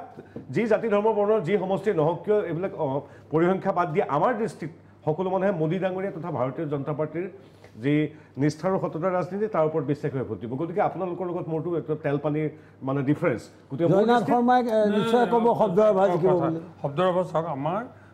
তাত নন বড়ো মানুহে 7 লাখ মানুহ আছে, তাৰে মাইনৰিটি ভোট আছে 5 লাখতকৈ বেছি টোটেল সমষ্টিটোত। গতিকে এইটো তাত কোনো প্ৰকাৰে কংগ্ৰেছৰ প্ৰাৰ্থী ঘূৰাব নোৱাৰে। আজি 4-5 যোৱাবাৰ প্ৰাৰ্থী নাছিলে, না আমাৰ তিনিটা টাৰ্মত নাই। ৰ'ব, সংগঠন আছেনে নাই সেইটো আমাৰ BJPক আমি নাজানো। আমি এই বিষয়ে আমাৰ শব্দৰ আভাস জিকি আছে, আপোনালোকে 23 মে'ৰ দিনা এইটো কোৱাটো আপোনাৰ হেৰি আৰু ক'বই লাগিব আপুনি। কেলৈ আমি এতিয়া আহিম গুৱাহাটীলৈ। গুৱাহাটী এটা অসমৰ প্ৰাণকেন্দ্ৰ। গুৱাহাটী লৈ পেলাই বহুত ঘটনা। যিগৰাকী BJP প্ৰাৰ্থী দিলে তেওঁৰ শিক্ষাগত অৰ্হতা লৈ পেলাই এটা খুব বেলেগ ধৰণৰ বাৰ্তা গ'ল চাৰিওফালে। তাৰপিছত কংগ্ৰেছেও বহুত সময় ল'লে প্ৰাৰ্থী ঘোষণা কৰিবলৈ, গৈ গৈ গৈ ববিতা শৰ্মাক দিয়া হ'ল। এতিয়া গুৱাহাটী লৈ পেলাই মানুহৰ কিন্তু নানামুখী নানামত এনেকুৱা ধৰণৰ কথা এটা হৈছে। গতিকে মই গুৱাহাটীৰ বিষয়ে প্ৰথমে ক'বলৈ কি কয় চিকে দাস ডাঙৰীয়াক ক'ম। গুৱাহাটী আপুনি দেখিছে কণ্টেষ্টটো ভালেই হ'ব, কিন্তু দুটা কথা হ'ল, এটা হ'ল কি BJPৰ অৰ্গেনাইজেশ্যনটো ফিল্ডত মানে বেটাৰ, আৰু ইফালে হ'ল কি সংখ্যালঘু ভোট যদি 90% যদি কংগ্ৰেছত আহি যায় তেতিয়াহ'লে বিজেপি দিগদাৰ হ'ব সেইটো কথা আৰু বহুত গুৱাহাটীৰ আপোনাৰ কেবৰ আন্দোলন গুৱাহাটীতে হৈছে সেইটো এটা কথা আছে কাৰণ বহুত মানুহে সেইকাৰণে বিজেপিক ভোট নিদিব পাৰে যদিও তেওঁলোকে ফিল্ডত খুব লাগিছে ৰিচোৰ্চ আছে প্ৰচাৰত কিন্তু অসমীয়া ভোটো বহুত আছে চিন্তা কৰি ভোট দিব বহুতে আৰু মাইনৰিটি ভোটখিনি নাহে বিজেপিলৈ এইটো ডাঙৰ ফেক্টৰ এতিয়াই কোৱা দিগদাৰ 2 দিন পিছত আৰু মানে ক্লিয়াৰ হৈ পজিশ্যনটো জিতুমণি বৰা ইয়াতে আপোনাৰ বকো ছয়গাঁও যিটো আমাৰ দিছপুৰ ইফালে মালৈবাৰীলৈকে এইটো যিটো হেৰিলৈকে আছে ইয়াতে যোৱা নিৰ্বাচনত গুৱাহাটীত যদিও নৰেন্দ্ৰ মোদীৰ সেই সোমবাৰ যিটো দুবাৰ মানে যিটো ধুমুহা যোৱাবাৰ তাত বিজেপিৰ পৰা 7,64,000 ভোট পোৱাৰ বিপৰীতে কংগ্ৰেছ প্ৰাৰ্থীৰ মানস বৰাই পাইছে 4.5 লাখ ভোট পাইছিলে প্ৰায় এইবাৰ কিন্তু UDFৰ কেণ্ডিডেট নাই ইয়াতে কিন্তু UDFে যোৱাবাৰ 1,30,000 ভোট পাইছিলে যোৱাবাৰ এই কৰি পেলাই কিন্তু কেব বিৰোধী আন্দোলনটোক বা কেবক লৈ পেলাই যিটো আন্দোলন হ'ল সেইটো গুৱাহাটী চহৰৰ মাজমজিয়াত হৈ থাকিলে তেওঁলোক গুৱাহাটী লোকসভা সমষ্টিৰ বাকী সমষ্টিবোৰলৈ তেনেকৈ সেইদৰে লৈ যাব পৰা নাই দিব নোৱাৰিলে যিটো সদৌ অসম ছাত্ৰ সন্থাই হওক কৃষক মুক্তি সংগ্ৰাম সমিতিয়ে হওক তেওঁলোকে গোটেই আন্দোলনটো গুৱাহাটীৰ জজ খেলপথাৰ লতাশিল আমাৰ চানমাৰী দীঘলপুখুৰী পৰা ইয়াৰ মাজত আবদ্ধ হৈ থাকিলে আৰু গুৱাহাটীতে গোটেই বস্তু আবদ্ধ হৈ থাকিলে যি ধৰণে তেওঁলোকে কৈছিলে যে নাগৰিকত্ব সংশোধনী বিধেয়ক লৈ পেলাই আমি গাঁও সভা পথসভা ৰাজসভা কৰিম বুলি কৈছে গাঁৱে সেইটো পৰৱৰ্তী সময়ত বিভিন্ন কাৰণত বন্ধ হৈ গ'ল গতিকে আজিৰ তাৰিখত গুৱাহাটী সমষ্টিত কুইনোজা শক্তিশালী প্ৰাৰ্থী শিক্ষাগত অৰ্থলৈ বিতৰ্ক হ'ব পাৰে আৰু কংগ্ৰেছৰ যিগৰাকী প্ৰাৰ্থী দিছে তেওঁ কিন্তু পৰিচিত গুৱাহাটীৰ লোকসভা সমষ্টিৰ অন্তৰ্গত বিধানসভা সমষ্টিৰ পৰিচিত প্ৰাৰ্থী মূল যুঁজ তেওঁলোকৰ মাজতেই হ'ব আৰু UDFৰ প্ৰাৰ্থী নাই যদি UDFৰ 32% ভোট আছে ইয়াতে গুৱাহাটী লোকসভা সমষ্টিৰ আণ্ডাৰত আৰু মই যিটো খবৰ পাইছোঁ আমি খবৰ লৈছোঁ যে ভোটটো এবাৰ তেওঁলোকৰ নিজৰ ছাৰ্ভাইভেলৰ কথা আছে তেওঁলোক বিভিন্ন ধৰণে তেওঁলোকক আইচলেট কৰা হৈছে তেওঁলোকক আজি কালি মুখ্যমন্ত্ৰীয়ে গৈ আল্লাহৰ নামত ভোট বিচাৰিছে যে ভোট নিদিলে আল্লাহে ক্ষমা নকৰিব বিজেপিৰ সাক্ষী মহাৰাজে কৈছে যে যদি মোক ভোট নিদিলে অভিশাপ দিয়া হ'ব এই ধৰণৰ কিছুমান পৰ্যায়লৈকে গুচি গৈছে গতিকে সেই ধৰণৰ কথাবিলাকে গুৱাহাটী উপমান্যু হাজৰিকা এটা ফেক্টৰ হ'ব বুলি কৈছে কিন্তু তেওঁ কিমান ভোট লৈ যাব সেইটো কিন্তু এতিয়া কোৱা টান তেওঁ কংগ্ৰেছৰ ভোট কাটিব নে বিজেপিৰ ভোট কাটিব এই সময়ত স্পেকুলেশ্যন যে এটা আনুমানিক যে কংগ্ৰেছৰ ভোট কাটিব কোনোবাই কৈছে বিজেপিৰ ভোট কাটিব কিন্তু তেওঁ ক্ষেত্ৰত এটা পৰ্যায়লৈ যাব বুলি মই নাভাবোঁ তেওঁ গৈ পেলাই তেওঁ এটা নিৰ্ণায়ক শক্তি বনাব কিন্তু তেওঁ দুজন প্ৰাৰ্থী এজনক ক্ষতি কৰিব তেওঁ ক্ষতি কৰিব সেইটো নিৰ্বাচনৰ পিছত আমি সেইটো হ'ব নে কি কয় মই ভাবোঁ যে গুৱাহাটীৰ চিটটো বহুখিনি নিৰ্ভৰ কৰিব উপমান্যু হাজৰিকাৰ ওপৰত কাৰণ এইবাৰ সাধাৰণতে কংগ্ৰেছ আৰু বিজেপিক ভোট নিদিব বিচৰা মানুহখিনি যথেষ্ট উপমান্যু হাজৰিকা বেলেগ জন নাথাকিলেহেঁতেন সি কোনোবাই কংগ্ৰেছকে দিলেহেঁতেন বা বেলেগ ধৰণৰ ধাৰণা হ'লহেঁতেন কিন্তু মই ভাবোঁ যে উপমান্যু হাজৰিকা হয় এজন ভাল কেণ্ডিডেট হিচাপে থিয় হৈছে এইটো এটা ভাল ৰাজনীতিৰ ক্ষেত্ৰত কিন্তু গুৱাহাটীৰ নিচিনা সমষ্টি এটাত এই উপমান্যু হাজৰিকা অকলে নিৰ্দলীয় হিচাপে জিকাটো সম্ভৱেই নহয় গতিকে স্বাভাৱিকভাৱে উপমান্যু হাজৰিকাই যিহেতু কেবৰ বিৰুদ্ধে মাত মাতিছিলে খিলঞ্জীয়াৰ মাত মাতিছিলে গতিকে তেওঁ যিখিনি ভোট পাব সেই ভোটখিনি স্বাভাৱিকভাৱে বিজেপি বিৰোধী ভোট গতিকে বিজেপি বিৰোধী ভোট কাৰণে যিটো দেখিছোঁ আমি কংগ্ৰেছ আৰু বিজেপি মিলি পেলাই প্ৰায় 6 লাখ ভোট আছে আৰু বিজেপিয়ে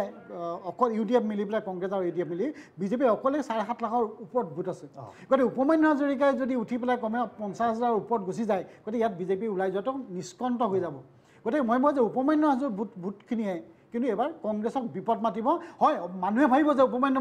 ভোট দিছোঁ আমি কেবৰ বিৰুদ্ধে ভোট দিছোঁ কিন্তু প্ৰকৃতাৰ্থত কেবৰ বিৰুদ্ধে ভোট নহয় কেবৰ সপক্ষে ভোট হ'ব কাৰণ বিজেপি ওলাই যাব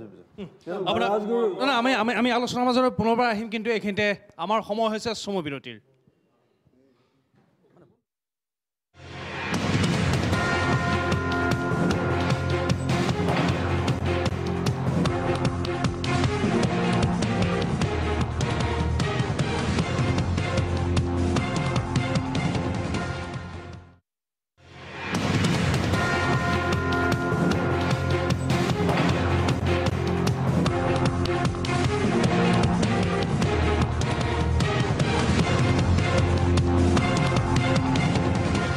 প্ৰাগ অপিনিয়ন পললৈ আপোনালোকক পুনৰবাৰ আদৰণি জনাইছোঁ ভূঞা ডাঙৰীয়া আমাৰ বিশ্লেষণ বহুত আছিল আৰু ক'ব লগা আছিলে কিন্তু সময়ে আমাক বাধা দিছে গতিকে মই এতিয়া মানে সামৰিব লাগিব অনুষ্ঠান কিন্তু তাৰ আগতে মই পবিত্ৰ মাৰ্ঘেৰিটাক এটা বাক্য ক'বলৈ কৈছোঁ গুৱাহাটীত বিগত 4টা দশকৰ অভিজ্ঞতাৰে পুষ্ট সমাজসেৱীকে কৈ নোযোৱা প্ৰায় 2 লাখৰ পৰা 3 লাখ ভোটত জিকিব সমস্ত খিলঞ্জীয়া জনগোষ্ঠীয় লোক সমস্ত বৃহত্তৰ গুৱাহাটীবাসী ৰাইজ সাজু হৈছে প্ৰমীলা গান্ধী ব্ৰহ্ম জিকিব কোকৰাঝাৰত আৰু ঠিক সেইদৰে 9 অসমীয়া ভোট বিভাজন হৈ খিলঞ্জীয়া ভোটেৰে জিকিব আমাৰ কুমাৰ দীপক দাস সমগ্ৰ ভোট একত্ৰিত হ'ব আৰু আমি আশাবাদী আনকি জাভেদ ইছলামক লৈও তাত দেশী ভোট আৰু বিভিন্ন ৰাজবংশী জনগোষ্ঠীয় ভোট সকলো ভোট একত্ৰিত হৈ আমি ভাবিছোঁ এবাৰ ধুবুৰীটো আমি মিৰাকেল দেখুৱাবলৈ সক্ষম হ'ম আৰু জয়নাথ শৰ্মা কথাটো যে আপোনালোকে উপমেন্দ্ৰৰ ভোট বিজেপি কংগ্ৰেছৰ ভোট নষ্ট কৰিব বুলি কৈছোঁ নহয় যোৱাবাৰ 7,64,000 যিমান কমিব সেই ভোটটো আমাৰ তাত নাহিলেও উপমেন্দ্ৰত যাব গতিকে এফেক্টেড হ'ব বিজেপি কংগ্ৰেছ গেইনাৰ হ'ব আৰু আমাৰ ইয়াত প্ৰায় 5,80,000 ভোট আছে এই 5,80,000 যোৱাবাৰ 4 লাখৰ লগত যোগ হোৱাৰ সম্ভাৱনা আছে ঠিক তেনেকৈ আমাৰ আপুনি জিকিব বুলি কৈছেতো জিকিব গুৱাহাটী এতিয়া মই কওঁ যে গুৱাহাটী সমষ্টি লৈ এটা খুব ইণ্টাৰেষ্টিং হ'ব কাৰণ মাজত আৰু 2টা দিনৰ পিছত নিৰ্বাচন অনুষ্ঠিত হ'ব এই 2টা দিনত নিৰ্বাচনৰ কথা দৃশ্যপট কেনেদৰে সলনি হয় কেনেকুৱা ঘটনা একো ক'ব নোৱাৰি গতিকে আমি এটা কি আৰু বিনম্ৰ প্ৰয়াস এটা আমাৰ আছিলে আমি চালোঁ আৰু বহু পৰ্যবেক্ষকে হয়তো বহু মত দাঙি ধৰিব কিন্তু গুৱাহাটীটো মই সেইকাৰণে মোৰ ফালৰ পৰা 50-50 বুলি যিটো কয় 50-50 মই ৰাখি থ'লোঁ গতিকে আপোনালোকক এতিয়া এইটো ক'ব খুজিছোঁ যে নৰ্থ ইষ্টৰ কথা আমাৰ যোৱাবাৰ পাতিছিলোঁ আমি কিন্তু মই নৰ্থ ইষ্ট অসমৰ মানে অসমকে ধৰি নৰ্থ ইষ্টত 14খনতকৈ আসন বেছি নাপায় বুলি বিজেপিয়ে মই মানে ডাঠি ক'ব খুজিছোঁ কম পাব কিন্তু বেছি নাপায় কিন্তু 22খন টাৰ্গেট কৰি দিছিলে বিজেপিয়ে হিমন্ত বিশ্ব শৰ্মাক দায়িত্ব দিছিলে হিমন্ত বিশ্ব শৰ্মাক নেডাৰ আহ্বায়ক হিচাপে কোনো এখন ৰাজ্যই আনকি নিমন্ত্ৰণ নজনালে আৰু সোণোৱালে শেহতীয়াকৈ নামনি অসমত সোণোৱাল বা হিমন্ত বিশ্ব শৰ্মাই কথাৰ সুৰ সলনি কৰিছে সেইটোৰ পৰাও বুজা যায় যে তেওঁলোক বহুত সমস্যাত পৰিছে হিন্দু মুছলমানৰ ৰাজনীতি কৰি অসুবিধাত পৰিলে নহ'লে এতিয়া আল্লাহ নামৰ যিটো কৈছে এইটো লৈ পেলাই এটা সমালোচনা হৈছে গতিকে সকলোবোৰ আমি দেখিছোঁ কাটৰ আবেদন জনাইছে এতিয়া শেষত মই এইটো ক'ব খুজিছোঁ যে আমি বিজেপি অসমৰ 3টা মানে গোটেই সামগ্ৰিকভাৱে 5ৰ পৰা 6খন আসন দিব খুজিছোঁ আৰু BPFক যিটো সকলোৱে ক'লে সেইমতে আমি তাত 0 বুলি ক'ব লাগিব আৰু অসম গণ পৰিষদকো আমি 0 বুলি ক'ব লাগিব আৰু কংগ্ৰেছক আমি 6খনৰ পৰা 7খন আসন দিলোঁ আৰু UDFক আমি 2খন আসন দিলোঁ আৰু আটাইতকৈ ডাঙৰ কথা যে যি কংগ্ৰেছ নিচ্ছিন্ন হৈ গৈছিল বাস্তৱটো কৈছোঁ মই যি কংগ্ৰেছ নিচ্ছিন্ন হৈ গৈছিল আজি 3 বছৰ আগতে অসমত সেই কংগ্ৰেছ ঠন ধৰি উঠিব বুলিও ভবা নহৈছিল কিন্তু আজি কংগ্ৰেছ ডাঙৰ প্ৰত্যাহ্বান হৈছে বিজেপিৰ কাৰণে এইটো বহুত কিন্তু মই ভাবোঁ ৰাজনৈতিকভাৱে অতিশয় তাৎপৰ্যপূৰ্ণ আৰু গুৰুত্বপূৰ্ণ ঘটনা যদি আপোনালোকে কয় তেতিয়াহ'লে আমি এইটো প্ৰচাৰ কৰিম মানে প্ৰচাৰ কৰিলোৱেই কিন্তু আমি মানি লওঁ আপোনালোকে যদি মানি লয় বিজেপি আকৌ কৈছোঁ 5ৰ পৰা 6 BPF 0 AGP 0 কংগ্ৰেছ 6ৰ পৰা 7 আৰু UDF 2 কংগ্ৰেছ 8ৰ ওপৰত থাকিব আমি 12খন আসন পাম আমি আকৌ মুখামুখি হ'ম আপোনাৰ সৈতে মানে ইলেকশ্যনটো এনেকুৱা যে এইটো হ'ল কি আপুনি এটা আগতীয়া অনুমানহে আৰু এইবাৰৰ যিটো ভোট হৈছে আগতীয়াকৈ কিন্তু অমুক জিকিবই অমুক হাৰিবই বুলি বেছিভাগ তথাপিও আমাৰ এটা থাকে নিয়ম ফল বুলি থাকে গতিকে মই এগৰাকী অতিথিক ধন্যবাদ জনাইছোঁ আমি আকৌ এক্সিট পোলৰ ফালে যামগৈ তেতিয়া আমি লগ পাম 12টা ফলাফল লৈ আপোনাৰ মুখামুখি ধন্যবাদ আপোনালোক আটাইকে ধন্যবাদ জনাইছোঁ আৰু 3য় পৰ্যায়ৰ নিৰ্বাচনত এখন সুস্থ সমাজ গঢ়াৰ স্বাৰ্থত সুস্থ চিন্তাৰে আপোনালোকে ভোটদান কৰক এই আহ্বানেৰে আজিৰ এই অনুষ্ঠানৰ সামৰণি মাৰিছোঁ ধন্যবাদ